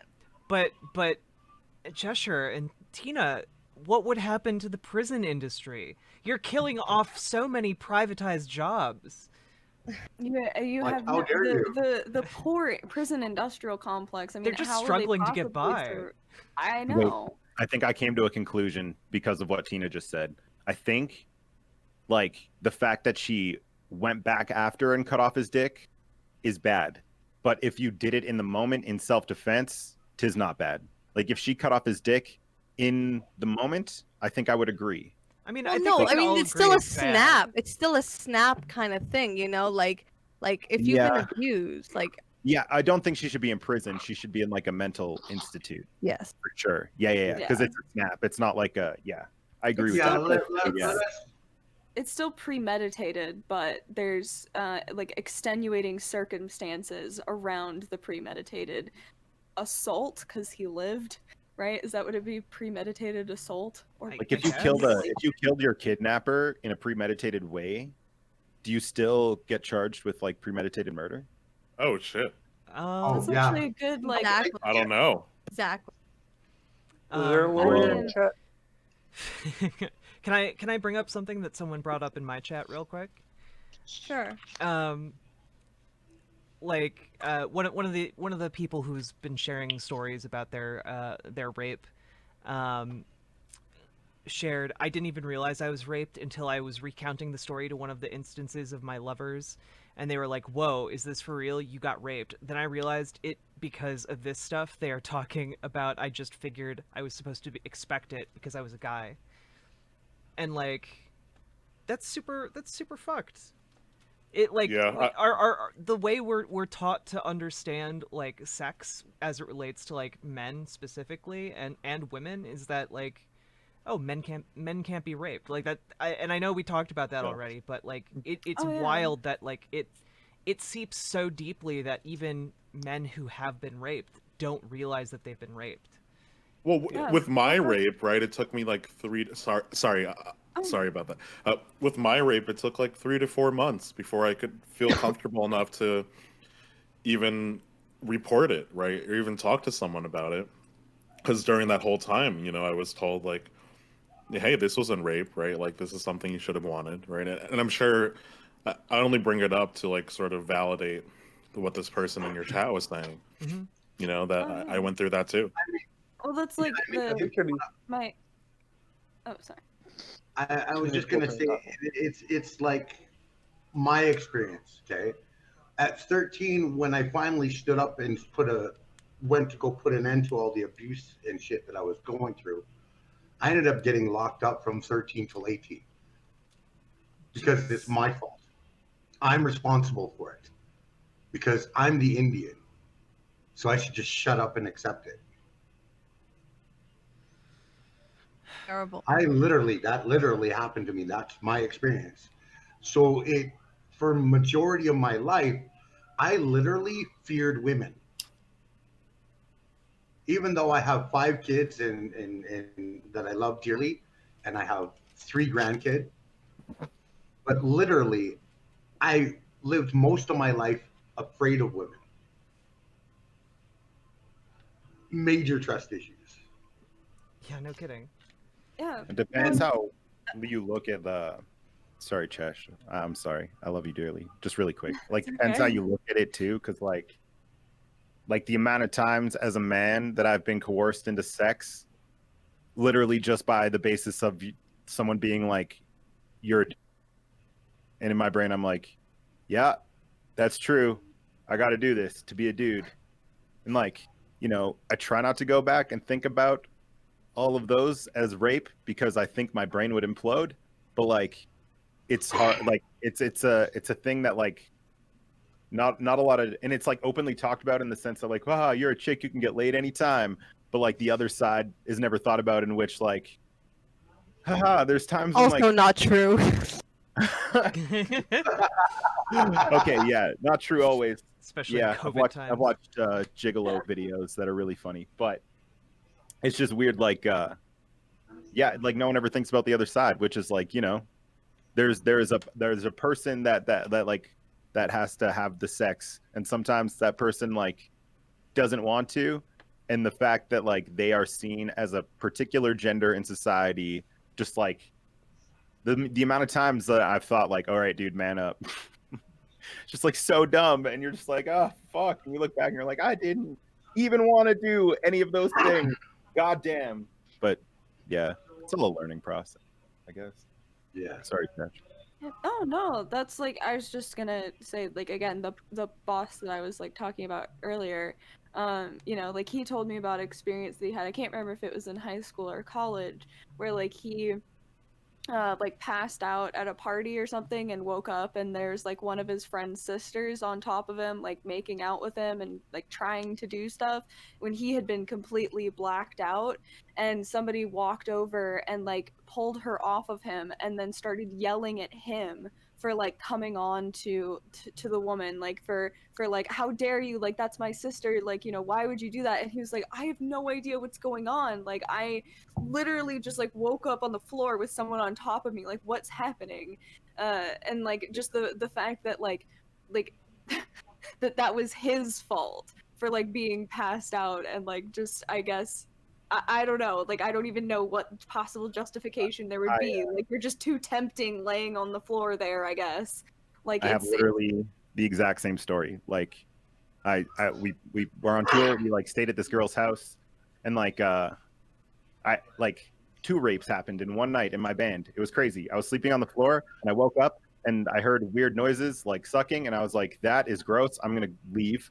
And I found a bed and there was a girl asleep in it, and I was like, she is dead. I'm just going to roll her into the corner, and I like literally rolled her body and she just like into like the edge of the bed, and I was like, perfect. So I like got on the edge of the bed and just like passed out, and then I woke up and she was like doing the hand things to me, and I literally woke up and said, what the fuck? And then she turned around and was like, what the fuck? And then got out of the room and started telling everyone in my band that like I had like assaulted her. And I walked out and I was like, yo, did I just wake up to you like giving me a hand job? She was like, well, yeah. I was like, so like where, like even in her mind, she was like, because I was in that bed and she like assumed that I was someone else or something, that like it was my fault, even though she like didn't even look, and I woke up to it, and then I had to be like, dude, I woke up to it, and she was like, oh well, yeah. I was like, okay. And then I later realized that my guitarist was like asleep, and some girl was doing the mouth things to him, and that was the noises that I heard. And I was like, wow, we got to leave. And then yeah, like it wasn't ever a thing that we even thought to talk about, because you're like, wow, that was wild, and that happens to dudes sometimes. Let's continue living. But like, whoa, yeah, I don't know. Yeah, I mean, I think like, it's important. oh, sorry. I think it's important to sort of radically change what we're portraying in media as far as it pertains to consent, but also to teach more about consent. I know there's a lot of progressive, sex ed that does teach about consent, but I know especially in the U.S., especially in more conservative parts of the U.S., that's very much suppressed. It's a lot of schools will teach abstinence only, and we know that abstinence only doesn't work. Right. Kids are gonna the teens are gonna do what they're gonna do. All you can do is try to advise them what the safest way to do things are. Yeah. It kind of goes hand in hand with another idea that I've been seeing thrown around a lot in kind of conservative circles lately about like oh, if we educate people on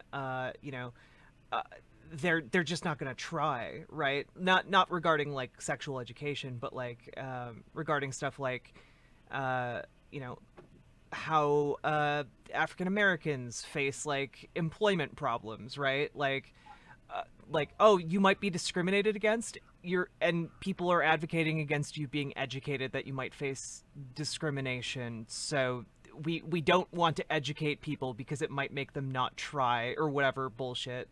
It's like, well, no, being educated on a topic just means that you can make better choices, or make better decisions, make more informed decisions about how to live your life. And Ruel, like, A, I'm really sorry that happened to you, and B, like, for anyone who's listening, like, imagine if the genders had flipped. Like, if you're like, oh, what happened to Ruel is fine. Like, you're conservative, you're grown up with this. That's the mindset you have. Imagine if it was a dude, like, doing that to a woman, right? Like, an unconscious woman who has, like, people. Yeah, Ruel wouldn't be here right now. People would be enraged. Yeah, Riel would be in prison. Yeah. And it's weird because even like when I talk about it, it's still not a big deal in my head. It will never seem like a big deal in my head. Which, like, I don't know if that's a coping or if it's literally like, I don't know. It just like, it seems so like every dude's like, wow, I wish that would happen to me. And I'm like, okay. I mean, like, I think a lot of women cope in That's similar ways incel too. chat, incel talk also. What? That kind of, yeah. oh, I wish it happened to me. That's like very Yeah. incelly too. Yeah. I'm going to admit that Sorry, Doc, go. I'm going to admit that I cope by spending the next 3 years being like as promiscuous as I could. Mm-hmm. Yeah. I'm going to admit that I spent the majority of my life not being able to settle down and to have a long-lasting relationship. It was just pump and dump. I could not settle down, get married, or have a lifelong partner. Nothing. I couldn't do any of it. I feel like for a lot of men, that's like the expectation too, right? It's like if, like for a lot of dudes, like I used to do boudoir photography, and it's like, half naked women, and they were all models, and all the dudes would be like, oh, you bang them all. You're like, no, like the expectation for attractive dudes, or if you're like charismatic in any way, you just have so much pressure to just like, why would you settle down, bro? You're like so good looking, and like you could just have this way. And you're like, oh well, like I don't know, like it's weird how much those things shape you, and you don't even realize it, right? Until you like look at yourself in a meta way, and you're like, why in the fuck do I do the things I do? All fingers point back to Hollywood. Hollywood and, what things were taught in our society, our culture. Yeah. I really think that like something that would be incredibly important is like teaching kids as a part of sex ed like how to have healthy relationships, because it's like I don't think that it's like you have to be in a relationship, like a committed long-term thing with someone to have sex. Like that's ridiculous.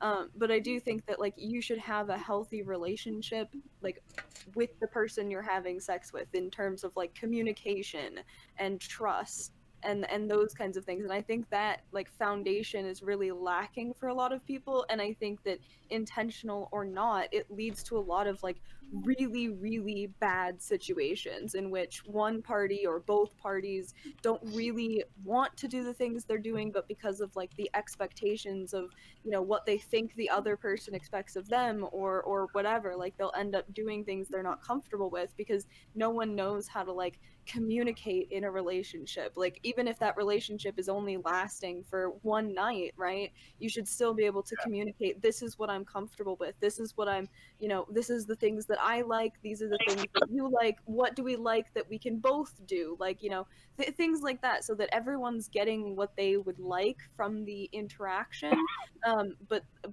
in a healthy and consensual way, because I think that's a huge part of it is nobody talks about sex, right? Like you don't nobody really like talks about, you don't sit down like with your partner very often. I know that like kids, especially young people, don't like sit down and have like just a platonic like hour or two long discussion of like what you want to do in terms of having sex. Well, Right? I think a lot of that has to do with America's puritanical culture, and no one wants to talk Definitely. about the Yeah. sexual part of it, but everyone just ends up, doing non-consensual stuff in the end of the day. And it has a lot to do with like, I don't know, the way I see relationships, and especially like sexual and like emotional relationships, is like you need to be comfortable with yourself, right?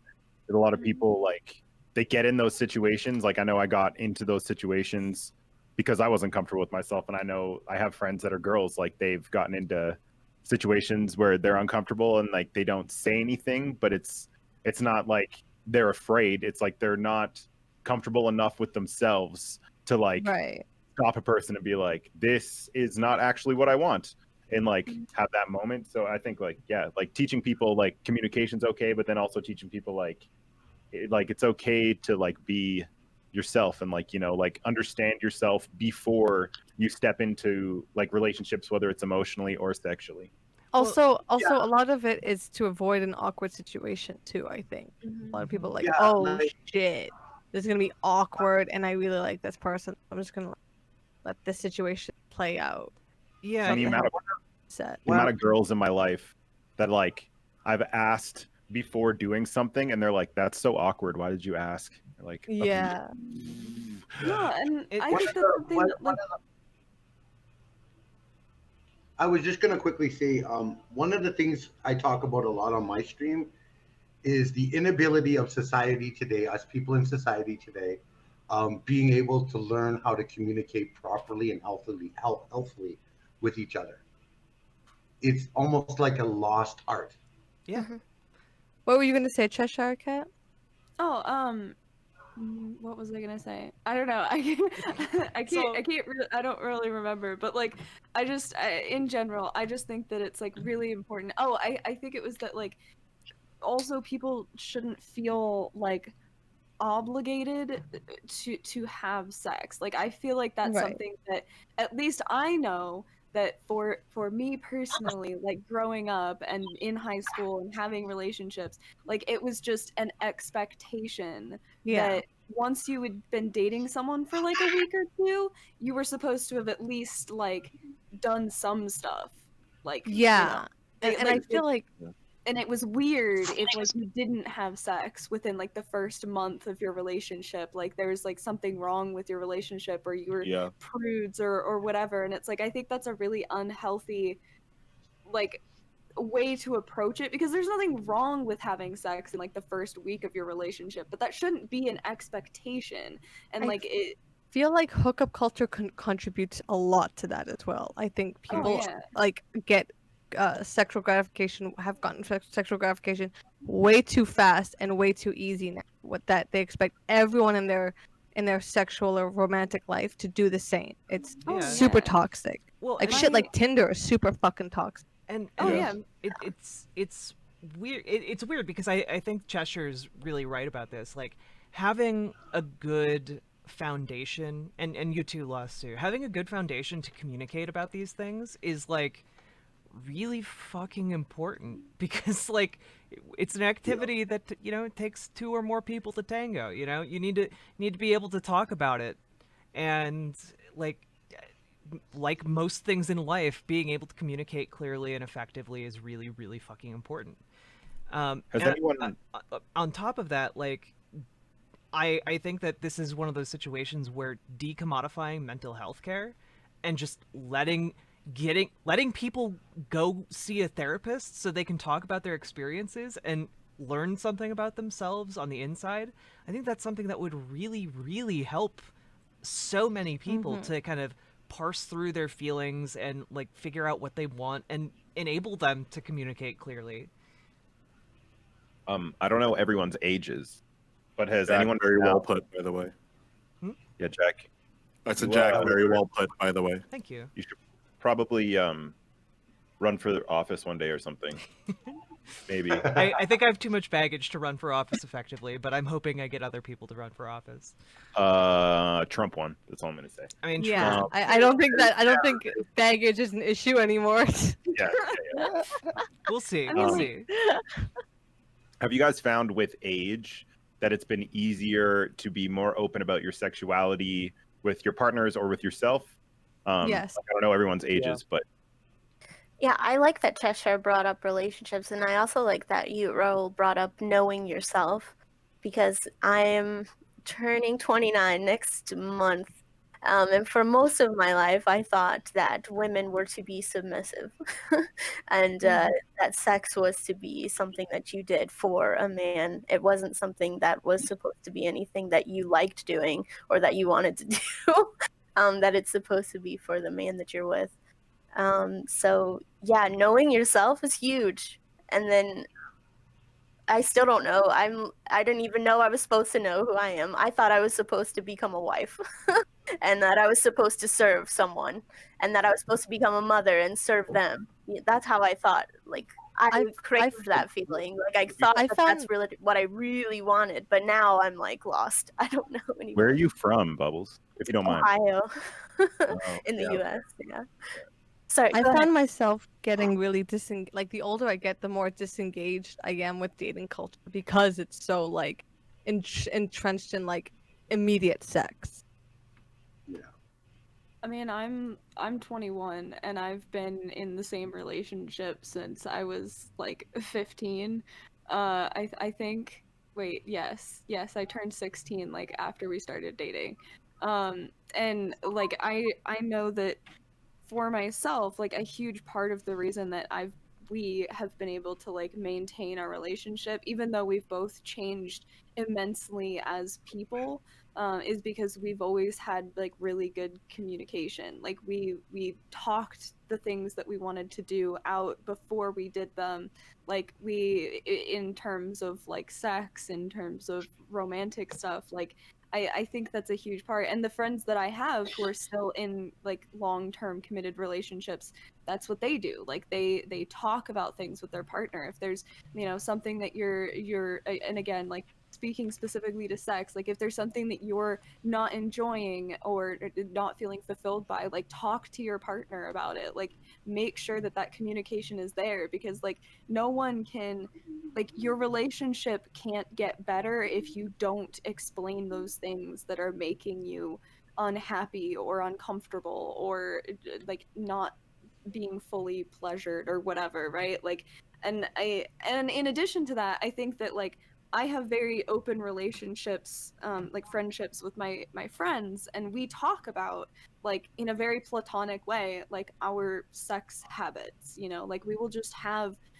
hour-long conversations about like sex and the what it means, and like just general things. And I think that's like really healthy, because it helps you work through like what you're feeling, and in addition like helps you feel less I don't know. I think sometimes you can feel really weird and uncomfortable about like sex and the things that you enjoy or the things that you do or whatever. And having those conversations with people is really healthy, I think. And we don't do that here in the United States. Like like talking about sex, especially like enjoying sex, again, like I think as women, like especially, like you're not supposed to talk about like enjoying sex or like Hmm. those kinds of things. And so I think that it's really healthy. And then for men, like the way that they talk about it is not healthy at all. Like I have a lot of guy friends, and I'm bi, so like I've partaken in a lot of those kinds of, or been a party to those kinds of conversations, and it's very toxic the way that men talk about sex. Locker The way room that talk shit. Yeah, exactly. And it's like when I was more conservative, like I thought that I had to do that to like prove that I was like cool enough to like hang out with the conservative guys or whatever, right? And it's like it's really shitty the way that like you talk about women when you're in those kinds of spaces, when you have those kinds of friends, when you have those kinds of like social expectations. So I think just all around, like we need to have a huge shift in the way that we think about sex. And I think that in turn will help things like helping lower instances of assault in which it was because someone wasn't comfortable saying no, or someone didn't know the boundaries of their partner, like things like that. The less I I guess less intentionally predatory encounters, I think we could really help people in that way, just by educating them on how to have a healthy relationship and how to communicate about sex. Yeah. And I'm about to go. come in at like the opposite Oh, end okay. of this. I think that it is okay though, especially if you have a dialogue beforehand, to have sexual relationships that are not regular relationships. Like it's Yeah. not a bad thing to just hook up with someone. No. Like That's not I what feel- we're saying. That's not what we're Yeah. saying for In relationship, I just mean the dynamic between two people. Like that relationship could be like a meeting 6 hours ago, like Yeah, it could be a one night stand, could be a lifelong like okay. partnership, could be the polyamorous thing. And Cheshire Cat, that kind of change like of education that you're talking about, right? It not only just needs to be education; it needs to be education that's culturally and religiously sensitive education, right? Because in terms of what Rael was saying, it's not just about age, right? It's about religion in terms of people's perceptions of this, and it's about not just the overarching culture of America, but like the fact that America is a diverse melting pot of a lot of different cultures, right? And a lot of Americans grow up in different cultural backgrounds that teach them, in addition to their American culture backgrounds, different perceptions of sex, right? And romance and relationships. And I think for me, like, I'm getting pretty close to damn near being 50 here. So I'm probably one of the old fuckers in this channel. Um, the old farts. A boomer, I guess some people call us. yeah. It's all good. Yeah. Um, but for me, when I was younger, being the things that I went through, I didn't know how to talk about anything really with any partner that I had. And then it took a long time for me working on healing in my own culture, and following or learning about like things like the medicine wheel, um, other healing ceremonies, and healing myself and learning um, my people's way of life to better to be able to open up myself and have a communication with people. and how to talk with people, even whether it's friends. Stop that boomer talk. Or Generation Next. Okay, piece of work. Um, I think I think we seriously need to start doing that. Like whether it's from school or home, it needs to become a more prominent factor in our society of being able to communicate and having that skill. I, for one, would not trust American parents to do that. My parents are like a rare, like out of all of my friends that I had growing up and stuff, like my parents were incredibly open and communicative about those kinds of things. Like there's so many parents out there that I they don't have healthy relationships themselves. I don't trust them to teach their kids how to do that. Like, yeah, I mean, like my parents, the only thing my parents ever said to me about sex is that, you know, you don't accept LGBTQ people, you just tolerate them. And also, don't have sex until you can financially support a kid, and that was it. Not super useful for the like things that we're talking about, right? Like, and I don't know. I think that this, in a weird way, ties into one of my hot takes, which is that I think that leftists should do a better job reaching out to incels, because incels are going to be radicalized by someone, and I would rather them be radicalized by lefties. And to that end, like how can we better reach incels, right? Like how can we reach these people who feel so alienated from society because they've internalized all of this messaging, all of this like stuff that they see in media as like the thing to do, and then they do those things. And Ruel and Doc and I talked about this yesterday. They do these things and learn that like their entire structure for like viewing how men and women are supposed to act is like toxic as hell, and like makes them super weird and off-putting. Like, yeah, it's weird. Fun fact, it's weird to show up outside of a woman's house unannounced with like a boombox declaring your love. Yeah, that's a super it's romantic in movies, not a good idea in real life. Okay. Yeah, and I think Ruel and I were talking about how, like, you know, we were motivated by this media to do it at least once in our lives, right? Well, Sorry about Balls, I didn't mean to cut you off. Oh, that's okay. I think that just want to be really quick. I think the big difference between the left wing is that it's an acknowledgement and acceptance that we're all a little weird. Whereas the right wing is more of a denial, and it's no, society is wrong, you know, like kind of thing. It's the kids who are wrong. Yeah, I mean, yeah. I always feel like there's Kinda like only that. so much like we can do because there's so much propaganda against the left that people are going to, you know, like plug their ears on la la la las anyway, like regardless of all the outreach we could try to do. But so then how do we get past that? Like how do we meet these people where they're at?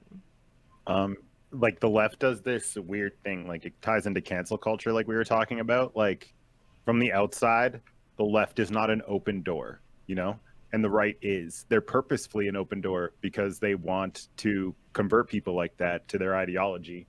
I think like the left can barely stand itself a lot of the time, and it's easy to see that from the outside, which is like, wow. Like who was that homie that ran, and those stories came out about him using like a gay dating app, and that he like had matched with someone who was a student at a university that he worked at some point, even though he had never like worked on, they never were like a student under him. It was the most bullshit story ever. But the left just like ate this dude up and canceled him. And then he ended up not winning his election, even though he was a very good politician. And it's just shit like that. It's like, we can't even like accept our own. So like, how do like incels or like right wingers ever No, think? I think yeah, here's the thing though. I think that kind of stuff is weaponized against the left. I think it is. you know, and that is why it makes it seem inaccessible, and that's why I think a lot of outreach seems kind of futile, because you have all these right wingers being like, look, see, look at all these fucking SJWs. Look, they'll never appreciate you, and no matter how much. No. knocking on their own door that we do. I think sometimes, it doesn't always work. I think it's starting to get more accessible with, a lot of people on the left playing video games. That's a lot of. I think that's a way to get through to them through video games. Believe it or not. It makes sense too. Like, yeah, basically what I was trying to say is like, you kind of have to bring it to their framing in a sense, or like, Yeah. bring it to their framing, or like open up the door to be like, hey, your framing's okay, but like let's talk about why you have that framing, and like maybe I can show you Right. like another way to solve those issues. Right. But like I feel like the right is really good at being like, oh, you're sad that you're poor? Let me show you a reason why. Where the left is just like, oh, you're sad that you're poor. It's not fucking immigrants, and you're like, okay, well, like I wasn't thinking that, but like now There I'm wondering is why. a section of the left that is like definitely there. Like Yeah. all of us, none of us here do that. And but they're like, it's annoying because they're the popular ones, right? Like, and I think it's not even the right pushing it as much as it's like controversy is more popular than not. So it's not really, it can like it's not exciting to watch us all have a calm conversation with a right wing person or a person like that doesn't have the same beliefs as us because we're all like calm people. Yeah. I think H Bomber Guy's videos are a way to get people onto at least the lib side, right? Like to break through, and dunking on chuds is kind of a way to get people to think, oh, you know what, maybe these aren't the smartest people on the planet and I should listen to someone else. They're kind of a start, kind of, but then it's like, oh, I love the Comrade Kenny on Twitch. Like, he's like one of my absolute favorites. I listen to him all the time. And he brings up what he likes to call the conversational industrial complex or whatever. And it's just like this endless dunk on debate bro type thing that kind of ends up going nowhere. So it would be, I'm not sure. It seems like it stops at like, you don't want people to stop at like a Vosh. Well, because I feel like a lot of us feel so like passionate about our beliefs that we want to see blood, where like the content we want to see is blood sports almost. And right-wingers definitely see politics as sports in a way, which yeah. Like in my eyes, the left kind of advocates for like, we want like a more peaceful world. We want like more people to be happy, and then half the left wing just like will get there by pure anger. You're like, read theory, idiot. I mean, like, yeah, it just like I'm not like a pure hippie, but I do think like you will not, like, you're not gonna go up to a KKK member and scream at him until he's not a KKK member. That's never gonna happen.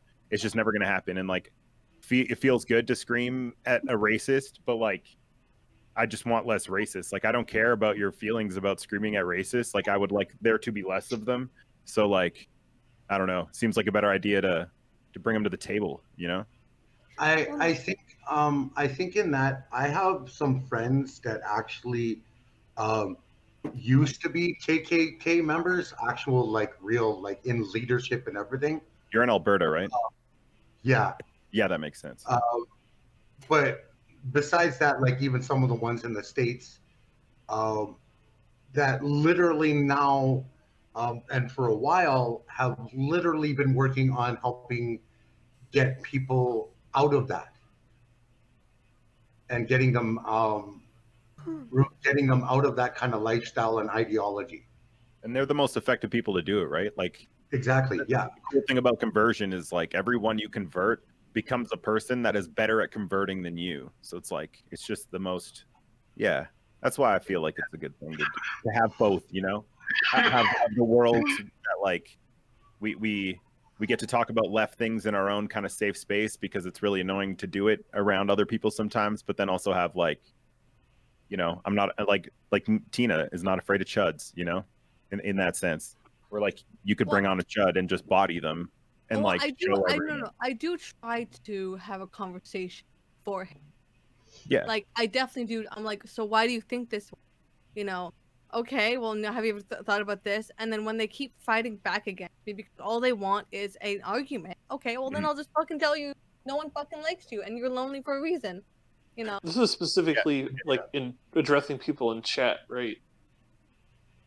In this Mostly, instance. Yeah. Yeah, because here's the thing, like, you can almost automatically tell whether somebody's there in good faith or not.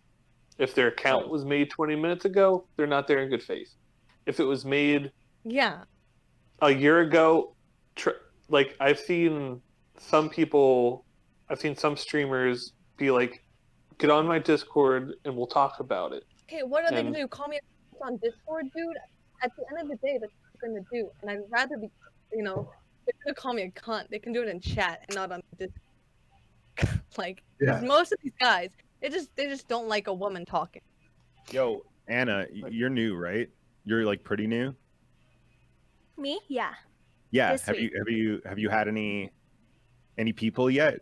Like coming Oh in? yeah. Just... Actually had one yesterday and the day before yesterday. Oh, jeez. It's crazy. I thought it was my friends trolling me at first because I was like, oh, this account was made like 10 minutes ago and they're just saying like idiot things. This should probably just one of my friends like fucking with me. And then it just kept happening. I was like, wait, whoa, I don't know. Seems like a lot of effort, to like not even have a conversation. Dude, they got nothing left in their life. have They just anything else to got like do. troll left. Just the No, cheapest it's like- video game they know. It's like Christmas night and they were just in my chat trolling me and like trying to ask me about pedos and incels. Oh, wait, no, not incels. Yeah, incels. And I was like, oh my lord. Well, Maybe here's I the just thing. have good abandoned after a mods, while. but I've just had like one person only. Here's the thing, like, and I've said this. well, yeah, the best mod is here. True. Hey, now don't throw Hildy underneath the bus either. Now. That's true. Hildy's still doing her job as we speak. She's amazing. I mean, Yeah, I know that I'm like. technically not doing my job. Oh, sorry. Go ahead. Oh, just like about like trolls in chat. Like, I don't know. I guess I intentionally like leave my chat open to people like that. Like people who come into my chat that are like my friends who aren't very political people, like they come in and they're like, holy shit, your chat like scares me. And it's because like I enjoy like trying to get the angry, ragey idiots like in the chat. Like I'll intentionally title my streams in ways that are meant to like bring in crazy people. Like I love to title my streams as if I believe in QAnon or like flat Earth or whatever, because then those people feel more comfortable clicking on my chat. And like I find it really interesting to argue with people who believe like really insane bad takes, because I feel like I should be able to beat down to a certain extent like the really shitty takes, and if I can't, then that's to a certain extent like there's a difference between like someone who's pivoting and arguing in bad faith and like just not having a good conversation versus you like not having a good response to a bad take. I don't know, and I guess I just feel like it's challenging. Plus I've gotten a lot of like really good links to like obscure flat earth documentaries and stuff like that, so it also works in that way too. But it's like I don't know, I and like I don't think everyone should or can do that. But I guess like I don't know, I subject myself to probably a lot more of those kinds of people than I could if I like banned people and more. Yeah. It's a And lot I more was, as I fun was saying before, like a lot of these, it's really interesting because a lot of these guys, like, they'd rather troll you on the internet. We're in the golden age of just consuming whatever the fuck we want.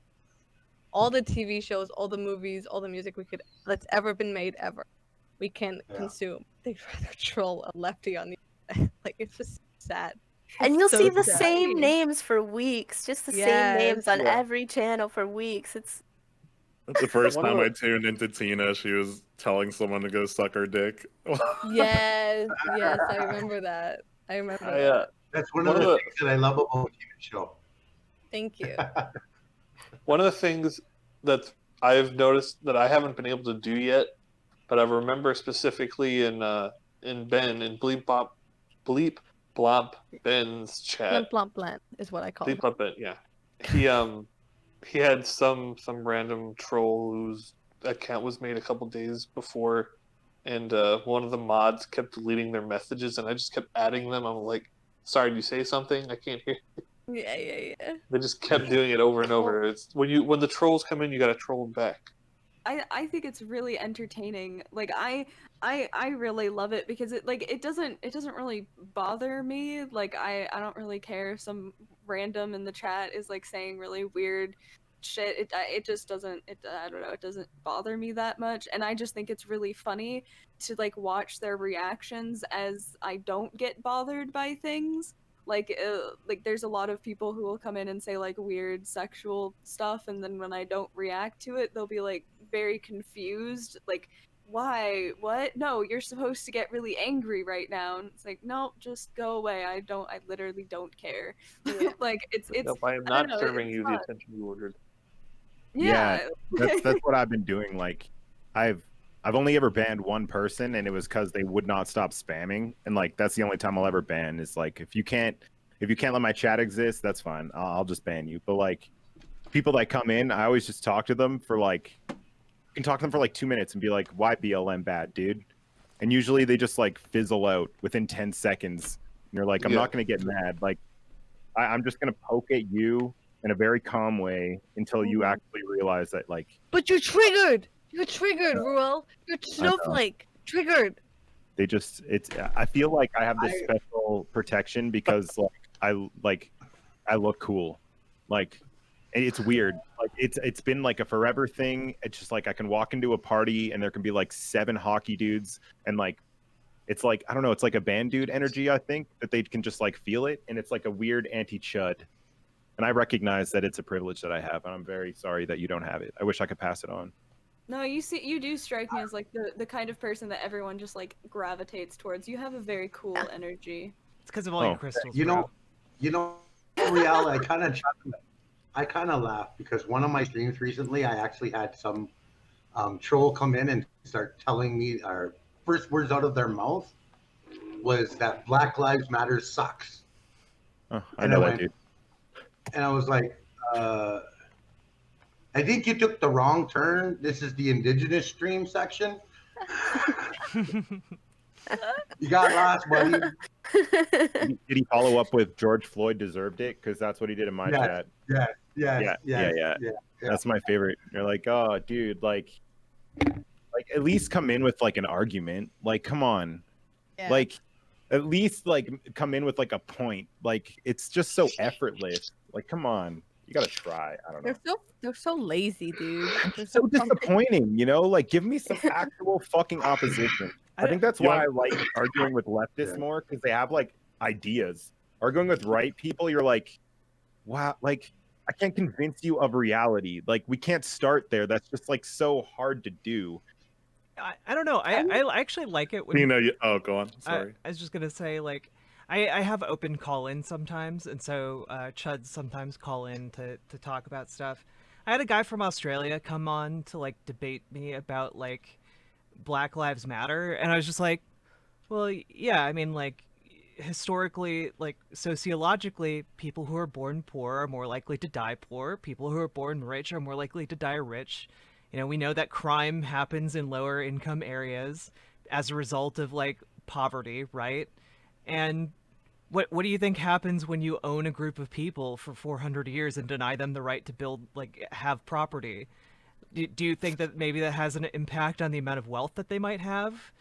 And like it just like slowly walking through this process, and at the end he was like, okay, yeah, I mean, I guess I agree with Black Lives Matter, but like I don't know, they're very aggressive about it. I'm like, well, yeah, maybe they are. Maybe there's a reason for that. Yeah, I wonder why they would be aggressive in demanding rights. I let that same dude in my Discord, and he tried to do the same thing, but I just like. Oh, so he didn't lose. He didn't learn his lesson the first time. No, but it's cool because he's like, he literally brought up Ben. He's like, he banned me. You know, I was like, dude, I didn't ban you. He's like, well, yeah. I was like, okay, so. Oh, it's like, the well, Australian like, troll. Is this? Are we all talking about Tyler?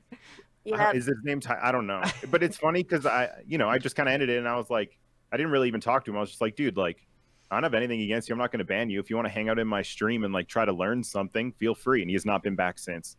Just Yeah. It's like, all right. Must not have wanted to learn anything. I kind of have a different rule for my stream, I think, is that there's just no arguing or debate broing allowed. Like, if we can tell that you're not listening or that you don't have any new information to share or a story to share or some new evidence and you're just sea lioning or arguing, then I time out first. I time out. I'm like, okay, this is time for you to listen. So I don't even waste time because it is a waste of time for me personally. Like, what my stream is trying to do is we're trying to learn together. That's what I like. That's just mine though. Oh, they're more I think the relentless funniest- towards oh, women go on. too. Oh yeah, for sure, for Yeah. sure.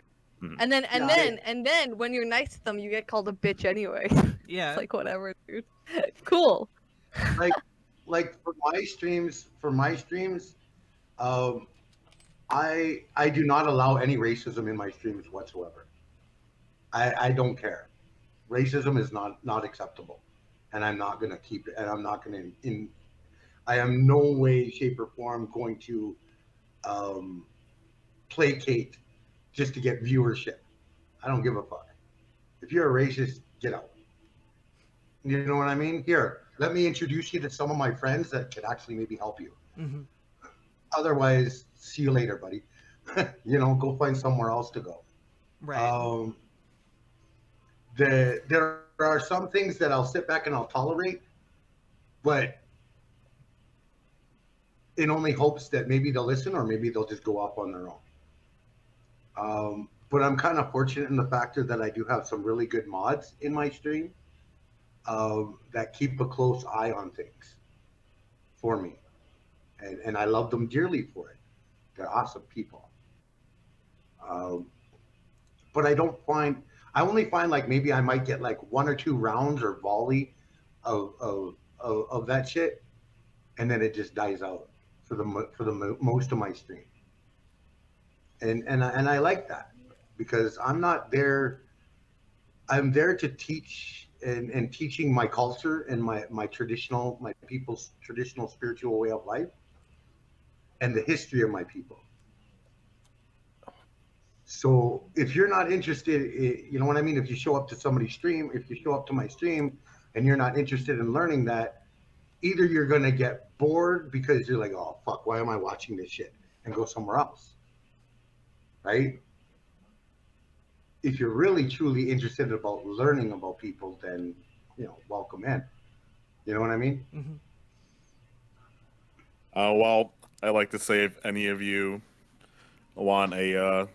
need a troll deterrent, I'm a very big troll deterrent, it seems like, because I was doing a stream with Dr. Heemdow, and Dr. Heemdow was like, oh yeah, Doc, like, I'm getting so many, like, COVID deniers in my stream, like, let's do a stream where we just, like, take call-ins and talk about it, and we, like, did this big whole announcement about it, and we were on together, and then we were on for 3 hours, and no one came to call in.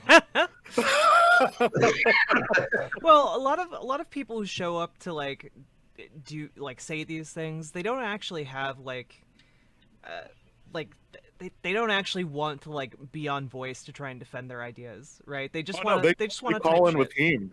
They call in with Heem, but as soon as I really? was there, yeah, none of them came back. No one wanted to talk to a doctor. Gotcha. No, Heem is a doctor though. Oh, that's You have to right. Heem it. Yeah. Wait, but It's just Yeah, Doc. yeah, yeah. It's just Doc's overwhelming charisma that just wards away the trolls. They can't handle it. The trollishness just melts away. to be I'm fair, telling you guys, I would also be it's a minority power. That's it. It's if you're a minority, they're just like they just can't compute. They're like, but you're cool. I want to be you. I can't. I don't get it. And you're like, yep, I know.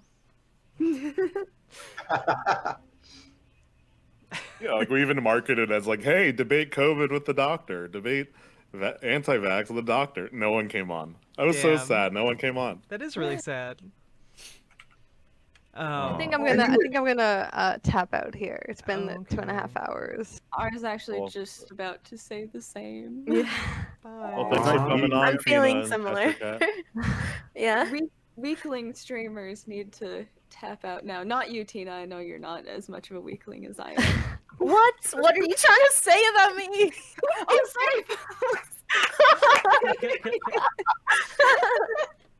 Sorry, I'm but you're just kidding. probably not as much of a weakling as me either. Oh, I only am. stream for like an hour or two, and then I'm like, oh god, I'm exhausted. I can't do this anymore. Don't worry, we I'm won't with start the you. revolution without you guys. Oh, Thank good. you. Oh, good. That's so Thank you. kind. All right. Yeah, I think I'm gonna tap out. I streamed earlier today, and yeah, I'm pretty tired. But Yeah. thanks, You, thank you you so did much. bubbles Doc. so dirty, Cheshire Cat. Go get some rest. Sorry. No, you didn't. I was just totally kidding. I was joking. It was really nice to actually see you like face Yeah. to face, kind of, Bubbles. Yeah, like, totally. because I know you've been in my chat before, so thank you. Yeah, of course. Yeah, Very, this very was really cool. fun. It was awesome to hang out with everybody. Y'all are like so gorgeous and just a good time, and it was really fun to hang out with y'all. I feel honored. Aw. Thank you. Nice to talk to Meeting you you. guys. We're honored to have you on with us. Yes, Doc, I love Bye. you. I'll see you tomorrow, Doc. All right, see you tomorrow. Bye. Thanks for Bye, inviting everyone. me on, Doc, by the way. I really appreciated this. Oh, you're always invited on, Yeah. Tina. All right. Bye, everyone. Bye. Bye. Okay. Bye, I guess Cheshire. I'll go next. Thanks for having me on, Doc. It was nice Yeah, to of meet course. Ruel. Sorry, I'm terrible It's at okay. pronouncing things. And Anna. And I. Bagel Bites is gone, but I know him. Anyway, and it was nice to talk to you guys. And if any of you ever want to do streams together, please let me know. I would love to. I love talking to people. Like I don't know. I find it very interesting. So feel free to like hit Unless me they're up bubble. in Discord. Oh, yeah, yeah. I feel so bad. Okay. My poor adopted daughter, you're giving her a hard time.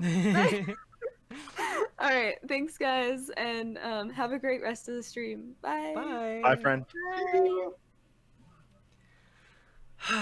My goodness. Is that it? Yo, Bubbles is the cutest person I've ever seen in my life. Right? Like, what a You're wholesome adorable. soul. Oh my Yeah. god. It's like if you could take the Bible and turn it into a person. Like, minus the shit about like Bubbles, murder. are you That'd be a here? horrible person, right? Is she no, the watching? good parts. The good Okay. parts. Yeah. Okay, cool. Yep. All the good Oh, parts. she left already. Wait, She what, might be Anna? in chat, though. Wait, who left? Bubbles. Yeah, Bubbles left. Oh, yeah. Yep. That would be the reason we're talking about her now. Mm-hmm. This is the main reason why. Well, one of the main reasons why I adopted her as my adopted daughter, because she's just that damn wholesome. It's like, Yup. damn. Will you take a son too? Sure. Yo, Lost, what don't dox yourself, but what part of Alberta are you in? Cowtown. Oh, no way. We live in Yeah. the same city. What the fuck? That's crazy. What are the chances? What do you think I sat there when I seen you at first at Kai's and I was like, yo, what's up? I knew you're from Alberta, but yeah, no, you experience the same awful life that I do. I'm so sorry. Well, it is what it is. We got no other choice at the present moment, you know what I mean? Yeah. Yeah, I guess. I don't know. I just smoke a lot of weed until I forget where I am. It works. Yeah, he traveled to have, like eight different planets yesterday. Wait, That what? doesn't work so well if you live in the South. Oh, I just smoke a lot of weed, Anna. Like too much. Like way too much. Sorry. I've actually never tried it, so. Oh, It's neat. It's neat, but it's like, you know, like some things are for some people and some things aren't for others. You know, I don't drink. Well, And I'm not like not down to try it, but like yeah. I can't get my hands on it because I'm only 19. Yeah. But Oh God, sounds you're like a so fun time. itty. Wait, where do you live? Are you like in a state where it's legal? I live in SoCal, so. Okay. So California. 21 then? Yeah, you have to be 21. Okay. I mean, soon yeah. I can join y'all. Well, and I'm not gonna lie, like the legal weed in California is like endlessly better than it is in Canada. It's you guys got you got it down better down there. So enjoy that when it's there for you. Like you've got experience. All I can say is if you're going to do it, make sure that you have some trusted friends around you and that you have everything that you need, like munchies, Yeah, you want lots to of water. you want to make sure you're gonna have a good time. Yeah. Like Ruel and I had a really good time last night, just talking about shit and playing Apex and not being very good, but like, you know, talking about that real shit. You know. You also You completely have, left like, me out. What? So sad. Well, you were there You went to too. sleep. Yeah, you were. Come on. You were asleep. You're You could have joined saying us. you're saying after. You could have joined us after your heat broke. Oh, you're saying after. Oh, my bad. No, I thought you were SoCal's saying got nice before. beaches too, yeah. Anna, you got good beaches. Oh wait, what? Sorry. You got good beaches. No, no worries. I got good peaches. Yeah, yeah, Beaches, we do. I beaches, think yeah, not peaches. beaches. Yeah. Beaches, Oh, yeah. well, yeah, I do. I go to a beach school. I'm Oh. sorry, it's hard Wait, to hear. What is a No, beach no, it's school? okay. Go Like get a high on the school beach. next Don't to listen the to beach? don't listen to anything we're saying. Go get high on the beach whenever you can. It doesn't matter who's around. Just go get high on the beach. All right, I'm already sold. Yeah. Sold. Nothing Drug bad has life. ever happened to anyone who got high on a beach in wish- the history of humanity. I wish I had a beach school. That sounds amazing. How are the peaches, though? Y'all got I good- would love No, to know. They are really big. I think they're like GMO'd to like. Have peaches on the beach while you get high. There you go. There's a And- place close to Another where I breed live. out of a peach. It has Can to you- be at sunset. Oh, you That's can do so- that. Sunset. There's a town right by where I live called Peachland, and it's like, it's as awesome as you think it is for a place called Peachland. It's beautiful. The one thing that blew me away about California, like driving from like top to bottom, it's like there's literally just a point where it's like normal world, and then it's just like desert and like orange trees. You're like, wait, you just like Really? blink for like a second, and then you're like, there's just like palm trees and like fruit everywhere. You're like, what? I was in Oregon like a second ago. Yeah, I don't know. Such a beautiful place, though. America is nice, you know? It took me a long time to understand why so many right-wingers do the whole, like, you know, I don't know, why they defend American beauty. And, like, I was always like, man, really? Like, Georgia? Like, really? You're going to die for Georgia? And then I went to Georgia, and I was like, wow, this fucking place is real nice. Yeah.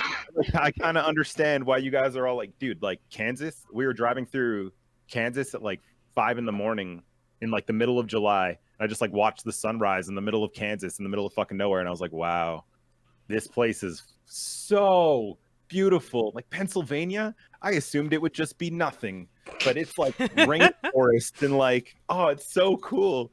Are you there? Yeah, that's where I am right now. That's where I grew up. Yeah, we played in Scranton, like Pennsylvania. Like, Yeah, I know where Scranton is.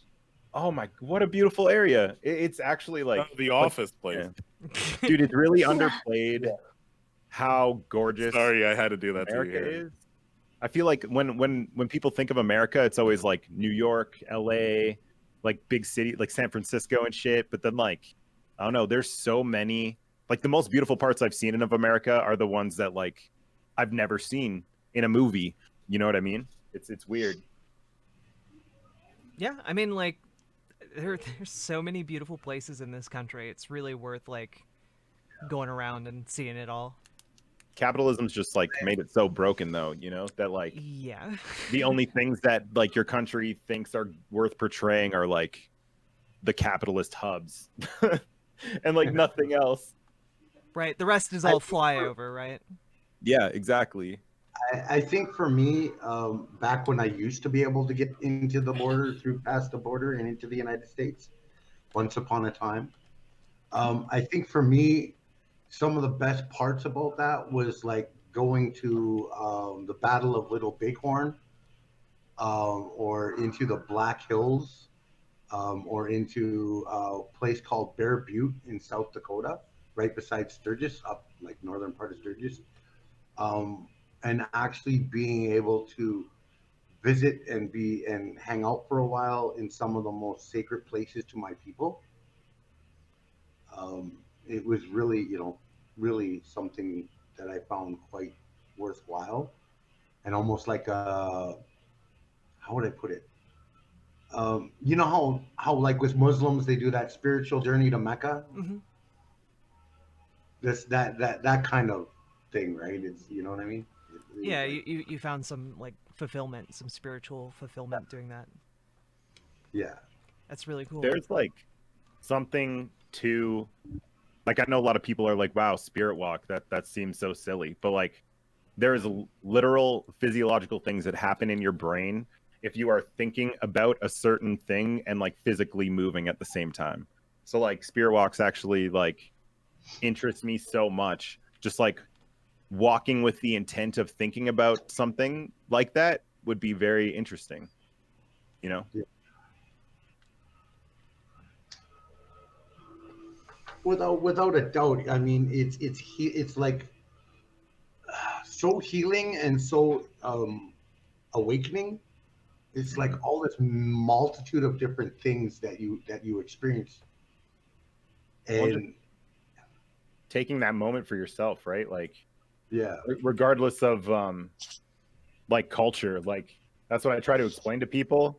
They're like, It's not like that has to be exclusive to indigenous culture. It's no, like something that every culture should have, which is like the endorsement of, hey, like take a moment with yourself for the love of God. It's very important. Like Yeah. the introspection is really useful, I think, and also on top of like being able to like commune with yourself, like there's an element to it of like communing with like your historical roots. There's another element of like realizing that like we are animals, we are connected to nature on like a level that we don't typically like to acknowledge, you know. yeah. And I think that it's really there's something really deep within us that like values being able to find these places that speak to us. I And don't the know. subject really changed while I was gone, huh? We can talk about dicks again if you want. Wait, we were No, talking that's about okay. If dicks? you want to bring it back home. That's so Wait, did I Circle miss back. dick talk? No, I'm just trolling. Okay. Bagel bites. Disappointed. Sorry, we can. I mean, Though. I'm totally for it. Anna's 19. Okay, That's true. let's just take a breath. legal. I mean, it's You guys legal, can but talk like, about whatever you want. I'm there's chilling. Actually, technically, in accordance to Canada's laws, me and Rial will have to like kind of cut out from that conversation and stand back, because literally you have to be like 21 to have sexual conversations with anyone online. really. Just say no to dicks. Yeah, no, Yo, none of Well, this. we can just talk about what's the ideal length of a banana that like you guys like God to damn eat. it, Oh, Doc! Come on. But not like, you know, and otherwise, like, honestly, even though in Canada we're like, you know, 19 is legal age, you're an adult, but it's got this weird stupid shit that it does. So it has nothing to do with anyone here on the panel. It's just Canada itself. I gotcha. oh, I feel Canada's Yeah, so yeah, for bad sure. now. I feel like I'm like censoring you guys. Oh no, you I No, ain't we're censored good. by me. Well, Trudeau we can haven't come had get me, you know. we haven't had a chance to talk about bananas yet, so It's fine. I always choose I love purple banana bread and the so leaf much. hat in Among Us because I want to be an eggplant. Eggplant. I can't stand eggplant. I can't eat eggplant. No form come of on. eggplant is appealing to me. You know, honestly though, I can say like as a person who should like eggplant because I eat only vegetables, eggplant's fucking gross. Like, Yeah, it's gross. it's like, oh, do you want an eggplant steak? Like I had one of those once and it was just like you literally fried wet paper towel and served it to me. Like, what the fuck have you done? Oh no. So disgusting. What eggplant parm is like for me. Yeah, no, that is not a thing that should be ingested by humans. I don't agree.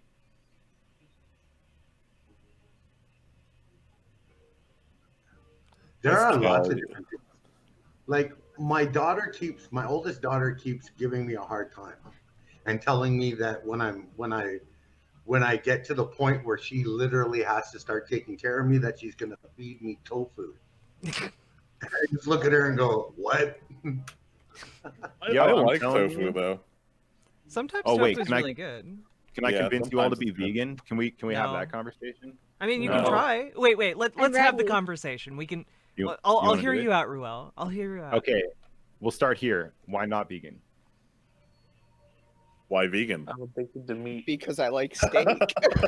Okay, yeah. That's what. Those are the answers that I want. Like, why do you guys not agree? Or like, okay, we'll start there. Do you agree with veganism as like an ideology?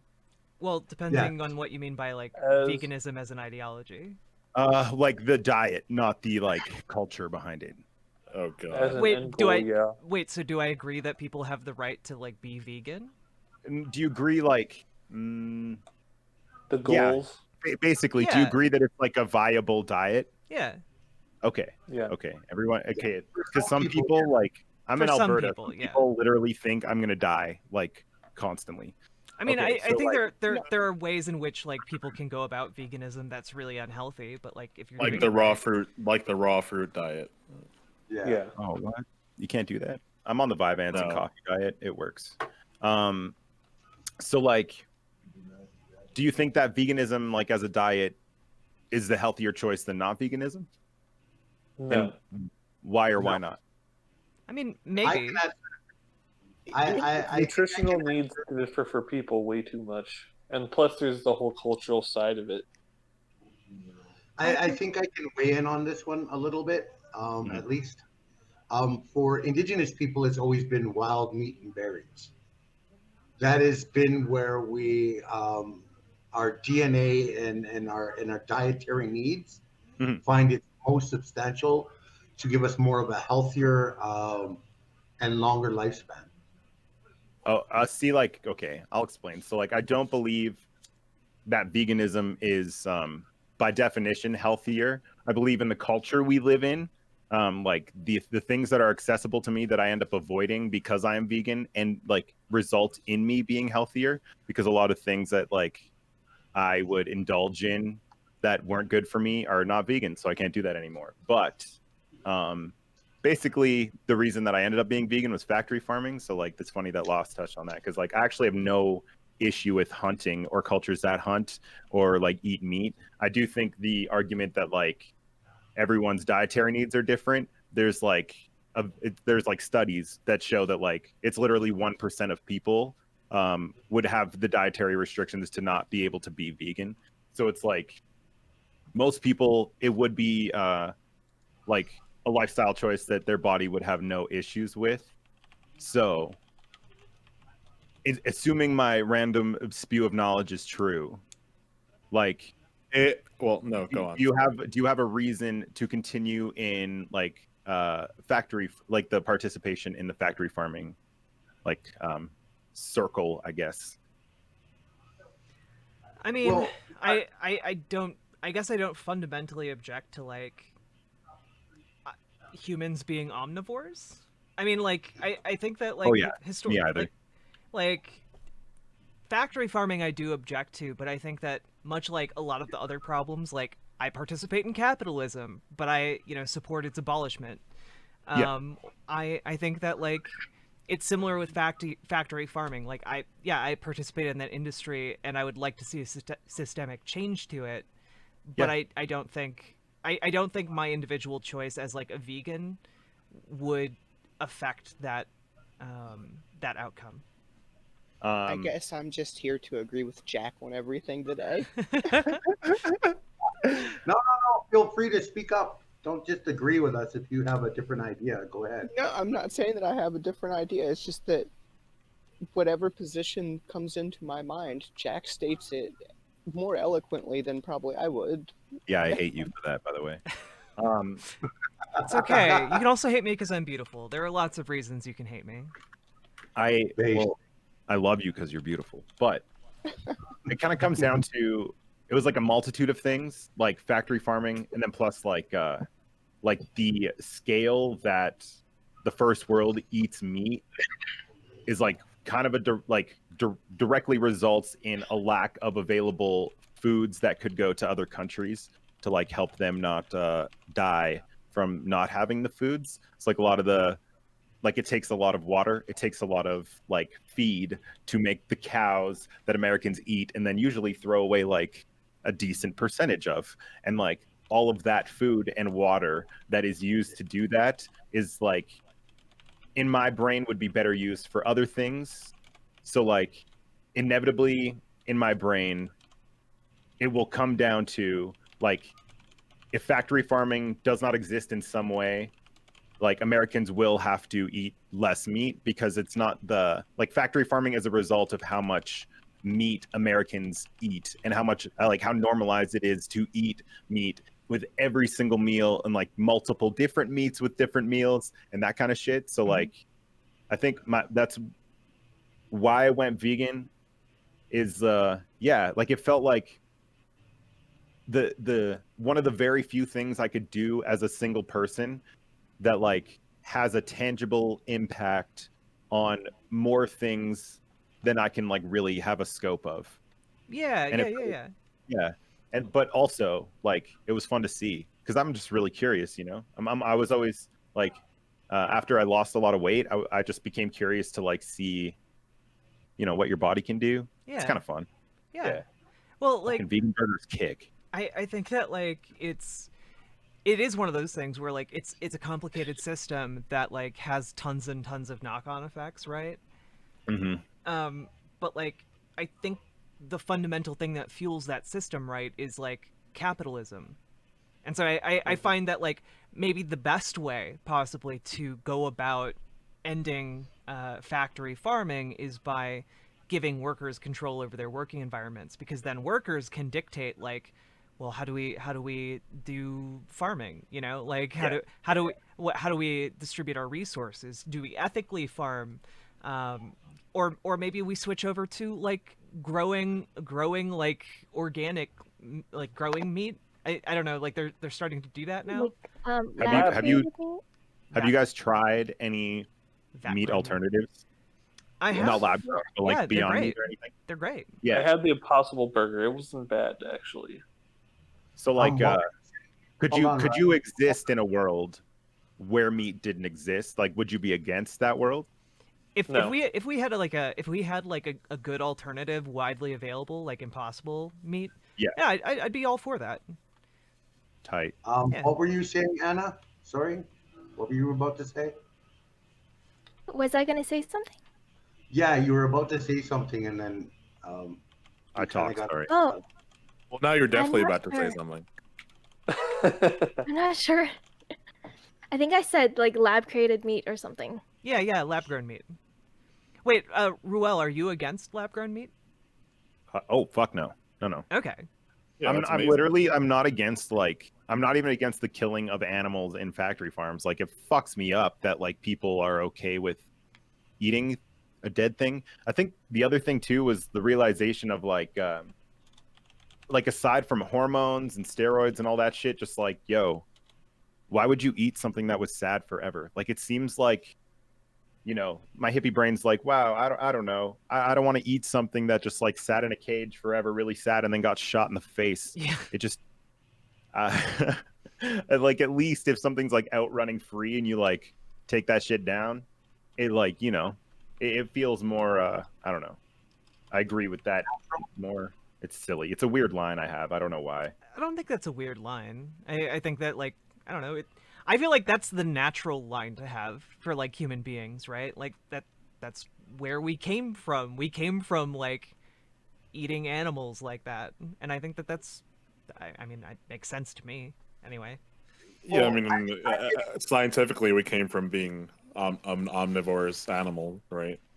We were omnivores by scavenger though, right? Like we No, I mean, didn't if you look at the development of our dental structure, right? Yeah, we're genetically omnivores from having, you know, canines in addition to a flat, like curved teeth. Mm-hmm. Right, just from some... Oh, go on. I was just gonna say, when it comes to like an indigenous aspect in that area. What we have found With me the other day. statistically is that majority of us, when we move away from like going out and hunting our food and eating wild animals like elk, deer, or moose, or even buffalo, um, and our wild berries and stuff like that, what we find is that we end up with a mass load of case of like people with diabetes and other health issues that we wouldn't have normally have had at all eating what we normally eat, right? Our natural food. Right. So I mean, granted, there are vegans and all different kinds of things that you can do dietary wise, which is cool. But I think a lot of us have different things that we have to look at for ourselves, right? Within Oh our yeah, culture 100%. basis of what's natural for our culture or like our people to eat. I feel like culturally, I don't know. It's hard for me because you can make that same argument for a dude that's like, I want to eat like 7 pounds of chicken wings every time I watch football because that's my culture. So like, but in like, I understand that that's actually like not a culture. Like, I'm not comparing that to indigenous culture at all, obviously. But like, I don't know. It's hard for some people to be able to argue that and some people to not. I don't know. That's why it feels weird to me. But I also don't disagree with like that's why I don't disagree with like hunting because like indigenous people are not factory farming. That's not a thing that exists in your culture. So like you treat like the act of hunting in indigenous culture is more than the act of like eating meat. It's a spiritual and like cultural thing. Yeah. So it's a different conversation. Yeah, like literally, there's a whole process that goes into praying and before you go hunting, honoring the animal that you just took its life and gave its life to you so that you and your family or your people can eat. There's a whole process that goes in there that's a completely like something that you don't get from factory farming or animals, right?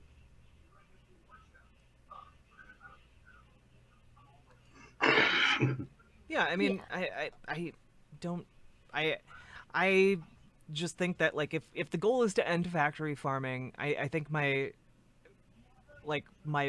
bigger struggle is ending capitalism. Oh, that's yeah. Yeah. Everything like I Yeah. literally think that every ailment in society almost stems from capitalism. And like, Yeah. hey, if the problem still persists after we end capitalism, I'm all for like tackling that in interesting ways too. Actually, interesting chat point that was in your chat a while ago. It's like I guess I'll tie in two things. Do you think the abolishment of capitalism would lead to the abolishment of sex work? No. I No. don't either, but I feel like there's people that would think that because there was a person in your chat that was arguing it was like pretty much just for financial means, I mean, which is like there are some sex workers who do it just for financial means, but there are others who do it because they like it and they're good at it. And well, like besides being good at it, I think some people they really neglect to see how like some sex workers like really enjoy like the thought of giving someone company that needs it, Yeah. like it's not always about sex. Like sometimes it's just about like I love like I don't do sex work, but like my favorite part of my day is like making someone who doesn't usually get to feel a certain way, feel that way. And and if that comes in like a sexual way, that's like totally fine. I feel like it's like admirable that there's like people that are willing to like give their time and their like body to someone so that they can like feel, Yeah. wanted and like special. Yeah, I mean, like sex work is work, and work exists inside or outside of capitalism. So, like, it's not going anywhere. That like sex work would also exist under communism. Like, it would exist under like most, if not all, of the government structures that we could come up with. Because, I mean, unless you can provide me like data that shows that it would end, because like it's existed throughout all of human history. So like, Yeah. like I don't know. Like it's hard for it's hard for me to stomach an argument that's like, oh yeah, if we just had the perfect government, it would just, you know, sex work wouldn't happen. Well, and not just in humans, right? Like, look at all the studies in other primates that are observational studies that, you know, show primates even exhibiting the tendency to use sex as a form of currency. Yeah, and I mean, Right. someone in chat brings up like a lot of unsaid responsibilities of a sex worker are from people who feel a stigma about seeing a therapist, and like I think that's true right now. But like, hey, what if in the future under like socialism we had sex therapists who don't just talk about sex, but like also have sex with you and are your therapist? I don't know. Oh my god! And they could teach you how to have good sex, so we could stop having sex with people that suck at having sex. Wow! Oh my I god! choose you, Jack. Sounds like the society that I want. Cancel. That's revolutionary talk. Cancel. Jack, we'll talk off stream. Okay. So, Anna, how is like sex work viewed in your like age group? Like, In my age group, I feel like yeah. well, it probably depends on like what group you're in, but since I'm in the left, like all my friends are mostly on the left. I think all of them are. It's viewed pretty positively, like we all agree. Sex work is work, it's valid. Yeah. There's And still they people shouldn't on the be left, shamed. like Oh, is my there? age, that I don't think my friends are. it's like cool that, to see though, because like I assume that the younger generation is just like a more concentrated, awesome version of like us. But it's nice to be reassured. Yeah, well, I mean, like, let's face it. Sex work is one of the oldest professions on the planet. Mm-hmm. It was here before capitalism started, and it's going to be here long after. Any socialism, capitalism, all of it. It's been here since the beginning. Like they say, it's the oldest profession on the planet. It hasn't gone anywhere. It's just us as human beings that have changed the different ways we view at it or look at it or deal with it. Right. Yeah, I think maybe for our sorry. No, go for it. I was just gonna say like maybe for like our generation, everyone's more comfortable about talking about it since media is also more open about talking about it. I mean, like Netflix has a show dedicated to it, pretty much like sex education. Is that what it's called? Mm-hmm. And yeah, so. But it's a show about sex therapy? Yeah, it's this guy who starts like a sex therapy clinic secretly at his school. Oh, okay. Gotcha. That sounds fucking I think cool. See where some it's pretty popular. See, like where some of us older dinosaurs that are here in the chat, when we were growing up, sex and swearing was pretty much not even allowed on TV. Yeah. You didn't see it on TV. It was like literally. Yeah, my parents come from like, you know, my dad's almost 70, and his generation, like he finds it really difficult to watch media that has like swearing in it. He finds it like it and like sex. Oh, nope, that's awkward. Gotta change to something else real quick for like a couple minutes. Oh no, like it's oh no, there are two gays holding hands. He becomes deeply uncomfortable, you know, like Yo, I feel so bad for your mom. Your dad has awful sex. Real talk, I don't think my parents have sex. Oh, I live at home. My bedroom's right next to theirs. I've never heard them having sex, ever. Like I'm just ever. Catch yourself lucky. I've never even seen my parents like kiss or anything. Really? And I don't think I've ever heard them say the word sex. Like instead of saying, "Oh, don't have," they don't tell me don't make sure you don't have kids or something like that. They'll just tell me like don't get into a relationship. Like it's really taboo in my family. I don't know if it's just like an Asian culture thing, but Has that stopped you? Like, I mean, like, I don't think it stopped any of us, like me and my siblings. So okay. Do you just keep Yeah. it from them then? yeah, Oh, I just Yeah, don't tell them much. have That fun is- with that. Yeah, which is horrible. One day you'll have to Definitely. do that. That's very much part of Asian culture, especially a tradition, the traditional Asian culture. That is very much so a part of their culture that they don't. Jack, it's time to set up those cameras. What cameras? I'm just kidding. Wait, what cameras? Megan. In your parents' bedroom. No. No. I have cameras for me. I don't need cameras for my parents. Oh.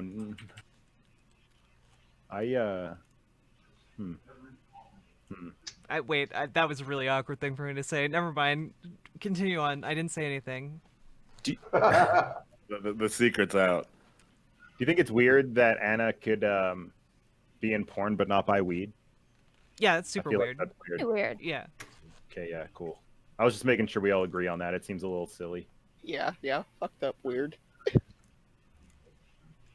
America, Who makes these laws? I'm not sure. white people. I mean, Sorry. it's true. It's true. And it's not because they're white. That's not what I'm saying. I'm just saying it happens to be white people that make all the laws. You're not saying, but you are saying. Written in the genetic code for white people to. No, I'm kidding. My Like, favorite. Fun out of everything. I'm trying to. I'm trying to think of like a situation in which I think sex work shouldn't be like allowed, and like. I would Like, I would weigh in. It would revert back to the conversation we had earlier about pedophilia. Mm-hmm. Yeah, I mean, Oh, like, yeah. as long as it's not hurting like children or like anyone else who's not consenting, like I'm pretty chill with sex work existing. Yeah.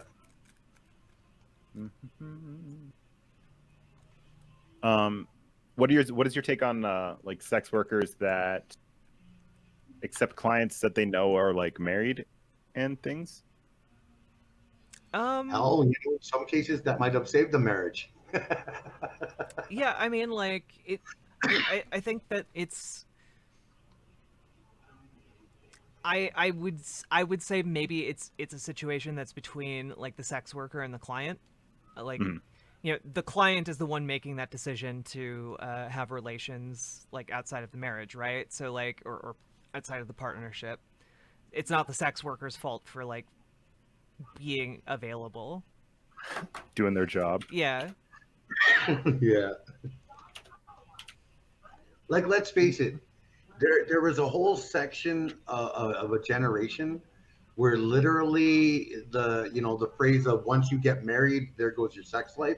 Mm-hmm.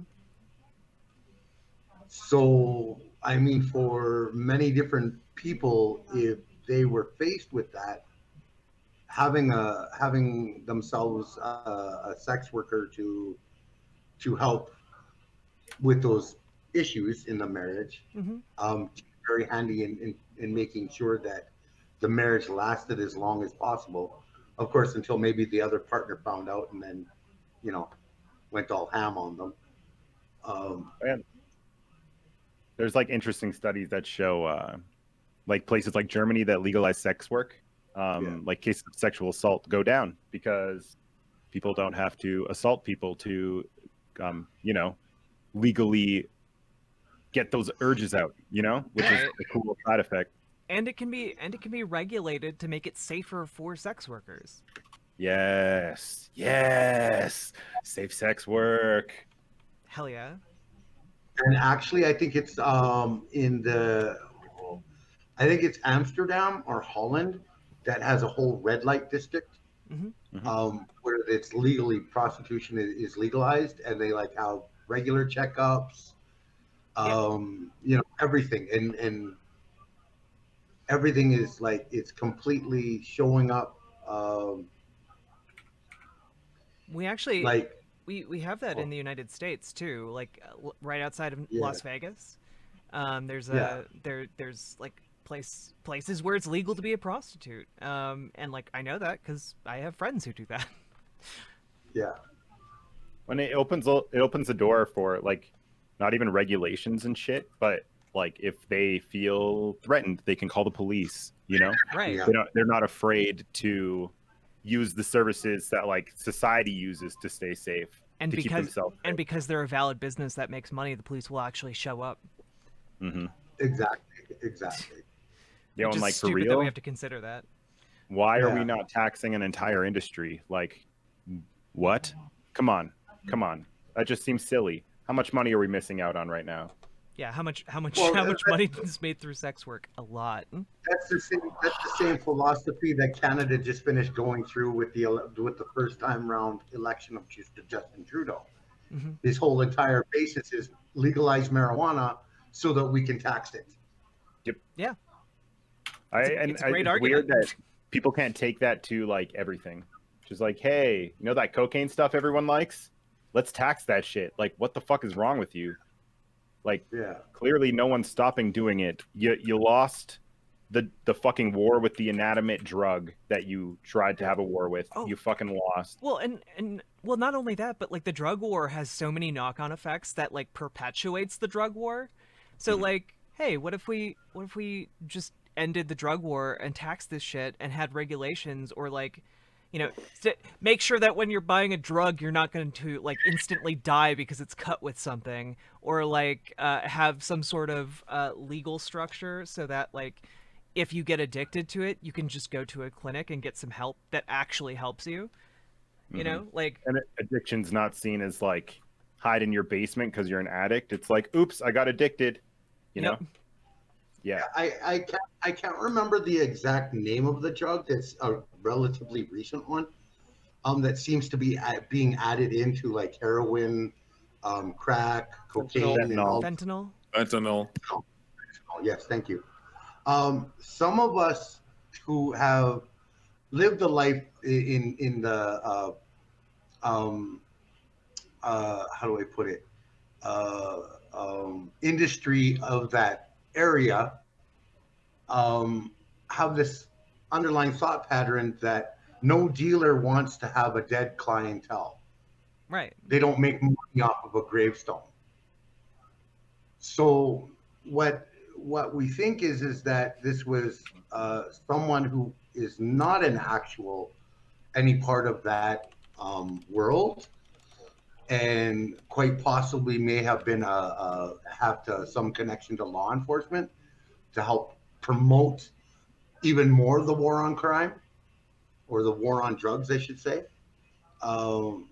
Being that no dealer wants to have their money dried up and gone because they can't make an income now because most of their clientele is dead. I'd like to push back on that. I mean, I don't think there's going to be a conspiracy of law enforcement doing that. I mean, I think it's probably more likely that drug dealers aren't very good at cutting their drugs with fentanyl. And, you know, accidents happen because it's not well regulated. Not that the police are like, hey, I want to escalate this war on drugs. Let's you know, put out a product in some way, and you know, and them doing that on a wide scale, that we have these mass drug overdoses. Oh yeah, I mean, Well, I think the people who are more at fault for the mass drug overdoses, if we're talking about like the people who are getting people hooked on drugs in the first place, are like the drug manufacturers that are literally advertising to doctors. I assume we're talking about the opioid epidemic. Yeah. We've slipped into it. It depends on the drug too. True. Like, yeah, the Sacklers. That's the name I was trying to think of. That shit that just came out with the Sacklers. Yeah. They were like, yeah, that shitty fucking apology is the most like, I can't believe that they're humans. I can't believe that I'm the same species as them. Making billions of dollars off of human suffering. Like knowingly so. That's the thing that fucked me up. Is I was on the fence until I like read the article. I was like, oh man, you know, like they're just doing the capitalism thing, but that it was like, oh no, they knew it was addictive and they knew that people would die from it, and they were like, ha, money. Like, whoa, no. See, this is where I understand the pushback, and I understand the philosophy of that, and where you're coming from with that. But I also understand from the point of the factor of watching how law enforcement has been an intricate part of many criminal activities that they yelp around the world as horrific, being done to my indigenous people on a regular basis and a constant basis, that it would not surprise me. Do you know what I mean? Like, it literally would not surprise me if they had their hand in it some way, shape. I just think any kind of conspiracy theory that requires hundreds, if not thousands, of people to try to coordinate something like that to be highly unlikely. And that's not just this conspiracy; it's all conspiracy theories that require that kind of intricate cooperation and everyone keeping a secret. It just doesn't seem possible. Well, to me, I mean, like, but like, that's not saying like there are societal forces and systemic forces that can cause something like that. Like, obviously, people dying of drug overdoses is a real thing. What is the causes of that? I tend to think that it's very complex and probably not just a conspiracy. See, like, that's the same thing. Like, well, the reasoning that I have in thought pattern behind it is that when it came to like residential schools, boarding schools, and the 60 scoop, and the genocide of my indigenous people, it was thought as a conspiracy theory. It wasn't real. It wasn't. I mean, but it was. I mean, that was out in the open. That was like public policy. That wasn't in the dark, in the secret, behind closed rooms. They knowingly, willingly did that, and it was out in the open. That wasn't a conspiracy. And that's someone in my chat. That's horrible and wrong, but I don't think it's the same as a conspiracy. I have someone in my chat, I guess, trying to provide some more clarity to this conversation. So someone's saying it's called deterrent by death. It's an old philosophy of white police in rural areas that someone dying by an OD from laced drugs will point to where cartels or gangs are dealing, like tracing marked bills and such. It's a thing. Yeah. But also I don't really have any input personally on this. This is just something from my chat. Yeah, I mean, like, we sell cigarettes. We know cigarettes kill people. We sell alcohol. We know that alcohol kills a shit ton of people. I don't see why, like, we need a war on drugs when we could just be selling these things legally and making sure that they're as safe as we can make them, and again, won't instantly kill somebody. And we could also end like the drug war all across Latin America and South America. I don't know, like all of the drug cartels, they're sending their drugs to America. We could instead end their entire crime operation by just legalizing it. Yeah, by just not being the customers. Yeah, but then you deprive the state and the corporations of their slave labor force. Well, yeah. I'm gonna take off. Yeah, I mean, Wait, like, Bagel, you're heading off? Yeah, I'm gonna head off. Everybody have a good night. All right, have a good one. Thanks for coming on. See you, Bagel. Good to see you again.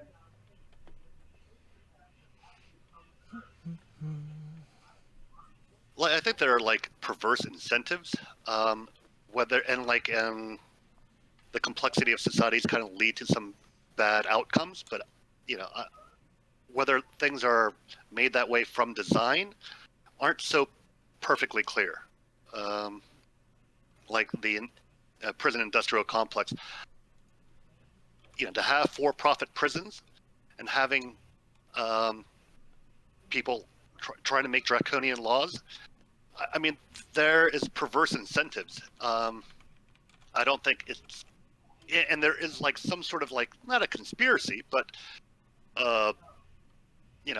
again, perverse incentives where they're like, hey, well, let's get these people are bad. Let's get them off the street.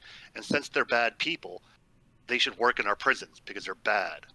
But we know that like Nixon started the war on drugs specifically to target black people and like hippies, because they were like political adversaries to his political power.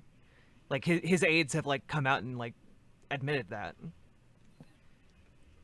And like if the only reason it was started was as like a political like smacking stick, like to like win political points, then like we should probably not have it anymore, right? Like it doesn't seem like it's actually stopping people from doing drugs. If anything, it just seems to be funneling more people into our prison system, which you would only really want to have happen if you were like a member of the prison industrial complex that was profiting from that, right? Like there's not necessarily. But like we have exponentially more people in our prisons than anywhere else on the planet. So like right. What is the benefit to us for paying for that as taxpayers? Okay, so like, I mean, like, because we're not rational people, right? I think, like, people will, I mean, like, as a collective, we voted these people in power that we would like to see this kind of law and order, punishing criminal. We have that mentality, so we vote for those policies. We vote for people that support those kinds of policies. I think it's a, kind of a chicken and the egg kind of question where, like, I'm not exactly sure, except for it's not quite chicken and egg because there is an answer to that. But in this case, the way we have our society set up and the way we run it, like, leads to these things. It's not just that people in power per se, like, we put people in power as well. And they maintain power by exercising that power over us. So it's like this constant feedback loop, and that's the hard thing to break out of. That I think we should.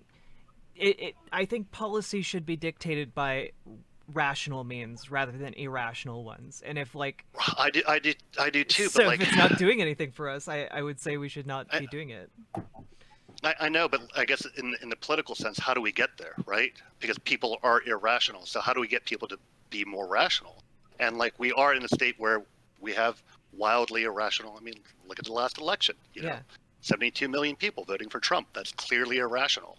But we've had, our nation was founded on irrational behavior. Like we were, as manifest destiny. The white man's burden to conquer and take. I mean, like these puritanical people and with very wild religious ideas. I mean, that was kind of a large part of our foundings from the Pilgrims. So, I mean, this is just a social. I think it's interesting to. I think that actually people tend to be more rational than we give them credit for, right? Like, what was the real incident that started like the American Revolution, right? It was taxation. It was taxation without representation, which was something that like was not in the best interests of people who were making the money in the colonies. And so to make more money, they decided that they would want to declare independence from the crown. And like that is a fairly rational idea under like a capitalist or mercantilist system, right? And I think that in much the same way, like the prison industrial complex is rational if you're a member of the prison industrial complex, because it's making you a lot of money to incarcerate these people.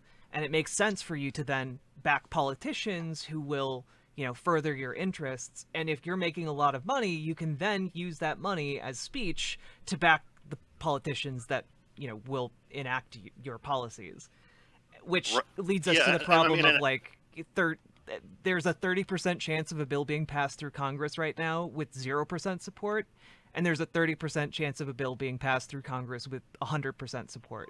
So like we need to get money out of politics in order to make these things happen. And we need like an informed and educated populace in order to start electing officials that will make that happen. So it's kind of like, again, a chicken or the egg. Like how do we get it started, right?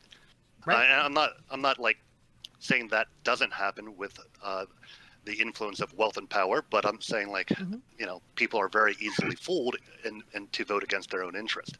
Well, if they're very easily fooled to vote against their best interest, then maybe they're very easily convinced to vote in their best interest. I mean, I would, that's the hope, right? Because like, is that so not kind of easily what done. is that not kind of what we're doing here? Like trying to advocate for like a better world. Yeah, but the left has this weird thing that they do where like they try to convince people who aren't analytical or like database thinkers through those means, which is like I think the issue is like someone like Trump comes along and he speaks to the issues everyone knows exist that the left tries to speak to, but he speaks to it in a way of like stories and anecdotes, and it like connects with a lot of those like lower information voters For sure. because they feel the right policies, but they don't like hear the right words to be able to understand. You know what I mean? Right. I mean, like there are multiple ways to make arguments, right? Like you can use data, you can use anecdotes, you can use, narrative. And I think that the left really needs to get better at using narrative. They don't market. That's why my handle is stories as models, because like hell yeah, we need better narratives, and we need more narratives, and we have to have a better understanding of narratives for sure to effectively use them. I agree, 100%. Yeah. Like I have to say, and I'm pretty sure Rial will probably agree with me on this, and if Tina was here, I'm pretty sure she would too. But Canada, for a very long time, convinced the world that it treated Indigenous people like gold. There was no issues going on with Indigenous people. And it wasn't until recently where the UN tribunal came and found Canada guilty of all of its 5 areas that they consider to be genocide, acts of genocide. I think US weighs in at 4 on that list, if I'm not mistaken, but Canada has weighed in on all 5. And they kept that hidden for a very long time.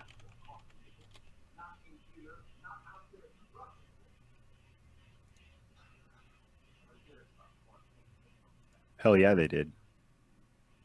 Canada's fucked. Canada sucks. I love when like a lot of people try to, at least a lot of right wingers, they try to hop in and like, Trudeau sucks. Like, yep. Next. Yeah. What's your next talking point? Yeah. Same with the whole Biden sucks thing, right? Oh yeah. Yep. Biden sucks. Like, yeah, and yeah, no, I mean, it's like, yes, we know, but it's still much better than Trump. It was not we're not saying he's a good person. We're just saying he's better than Trump. We understand that he's highly flawed. But, much is Trump, a strong word. Horrible. He's better, but he's not much better. Like, it almost feels like it almost feels like he will do similar things. Well, like he will do the similar nothing things, and will just not be racist about it. I feels like that's kind of the Biden way. No, there's vast differences. Climate change for sure. No, like I mean not change. not just policy. Yeah, far more than just policy that Biden and Trump are different. I mean, just the whole villainizing and demonizing the political opponents. That is horrible for democracy. I mean, one is trying to be a proto-fascist and the other one isn't. One's being fascist light and the other one is being hardcore fascist. That's a vast difference. That Biden's also a human. Like, there's like quotes that he said to his sons and things in private that like have come out that you're like, oh, okay, like yeah, like I don't agree with him, but like he's a human, like he's a nice dude in there. Like I feel like if you met Biden, you'd be like, okay, like, I don't feel like that Biden's literally Trump's character foil, right? Yeah. And another reference that I can use for the US viewers or those that are in the United States. Prime example, the Constitution, where they went to war and they fought for the end of slavery. But in reality, in the Constitution, they just removed slavery out of the plantation owners' hands and made it now within the courts of law. So slavery still exists in the United States. It's just dulled out by the courts. Right. 13th Amendment. I haven't, you know, I haven't. It's funny. I haven't seen the documentary 13th Amendment, but you know, I feel like I almost don't have to because it's like, yeah, it's pretty clear. You know, like just look around. Yeah. Our prisons are our prisoners are our slaves. So yeah, it's strange that we almost needed a documentary to kind of put a, you know, to highlight that and put a fine point on it. Because it's like, do we really need a documentary to educate us on like what's happening when you just look around? But I guess people are just willfully ignorant, and that's the other thing. Like I think our understanding of politics and our involvement in it, it's like, yeah, if you don't get involved in politics, if you don't try to understand it, you'll get a state of very poor policies and very poor politicians. Like you have to, everything is affected by policy and politics. So it's important to get involved and not just ignore it and pay attention to sports or whatever else. Like, this deserves a fair bit of time and effort to think about and think in depth about, and not just have these non-nuanced takes and vote because you just get riled up. I mean, to have this kind of reactionary politics is dangerous. But here we are. We're trying to stop that, but at the same time, it is a bit of an echo chamber. It would be nice to kind of spread this out to engage other people and listen to their story and try to figure out why they vote that way and come up with a better narrative, so they could at least, you know, if they're going to believe in a narrative, at least believe in a better narrative. I would say, most especially to the U.S. streamers, if you haven't checked out Mark Charles yet, you should.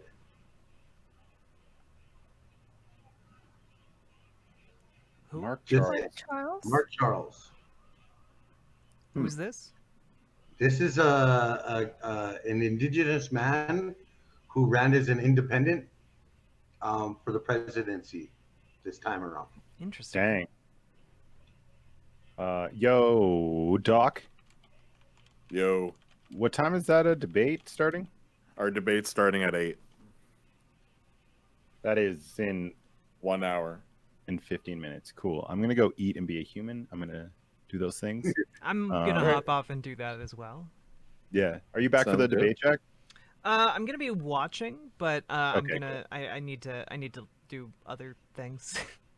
Yeah, I feel you. Cool. All right, you guys, take care. Bye. It was lovely meeting you guys. Yeah, I'll see you all soon. Yeah, really good talking to you guys. Y'all are amazing. I love you very much.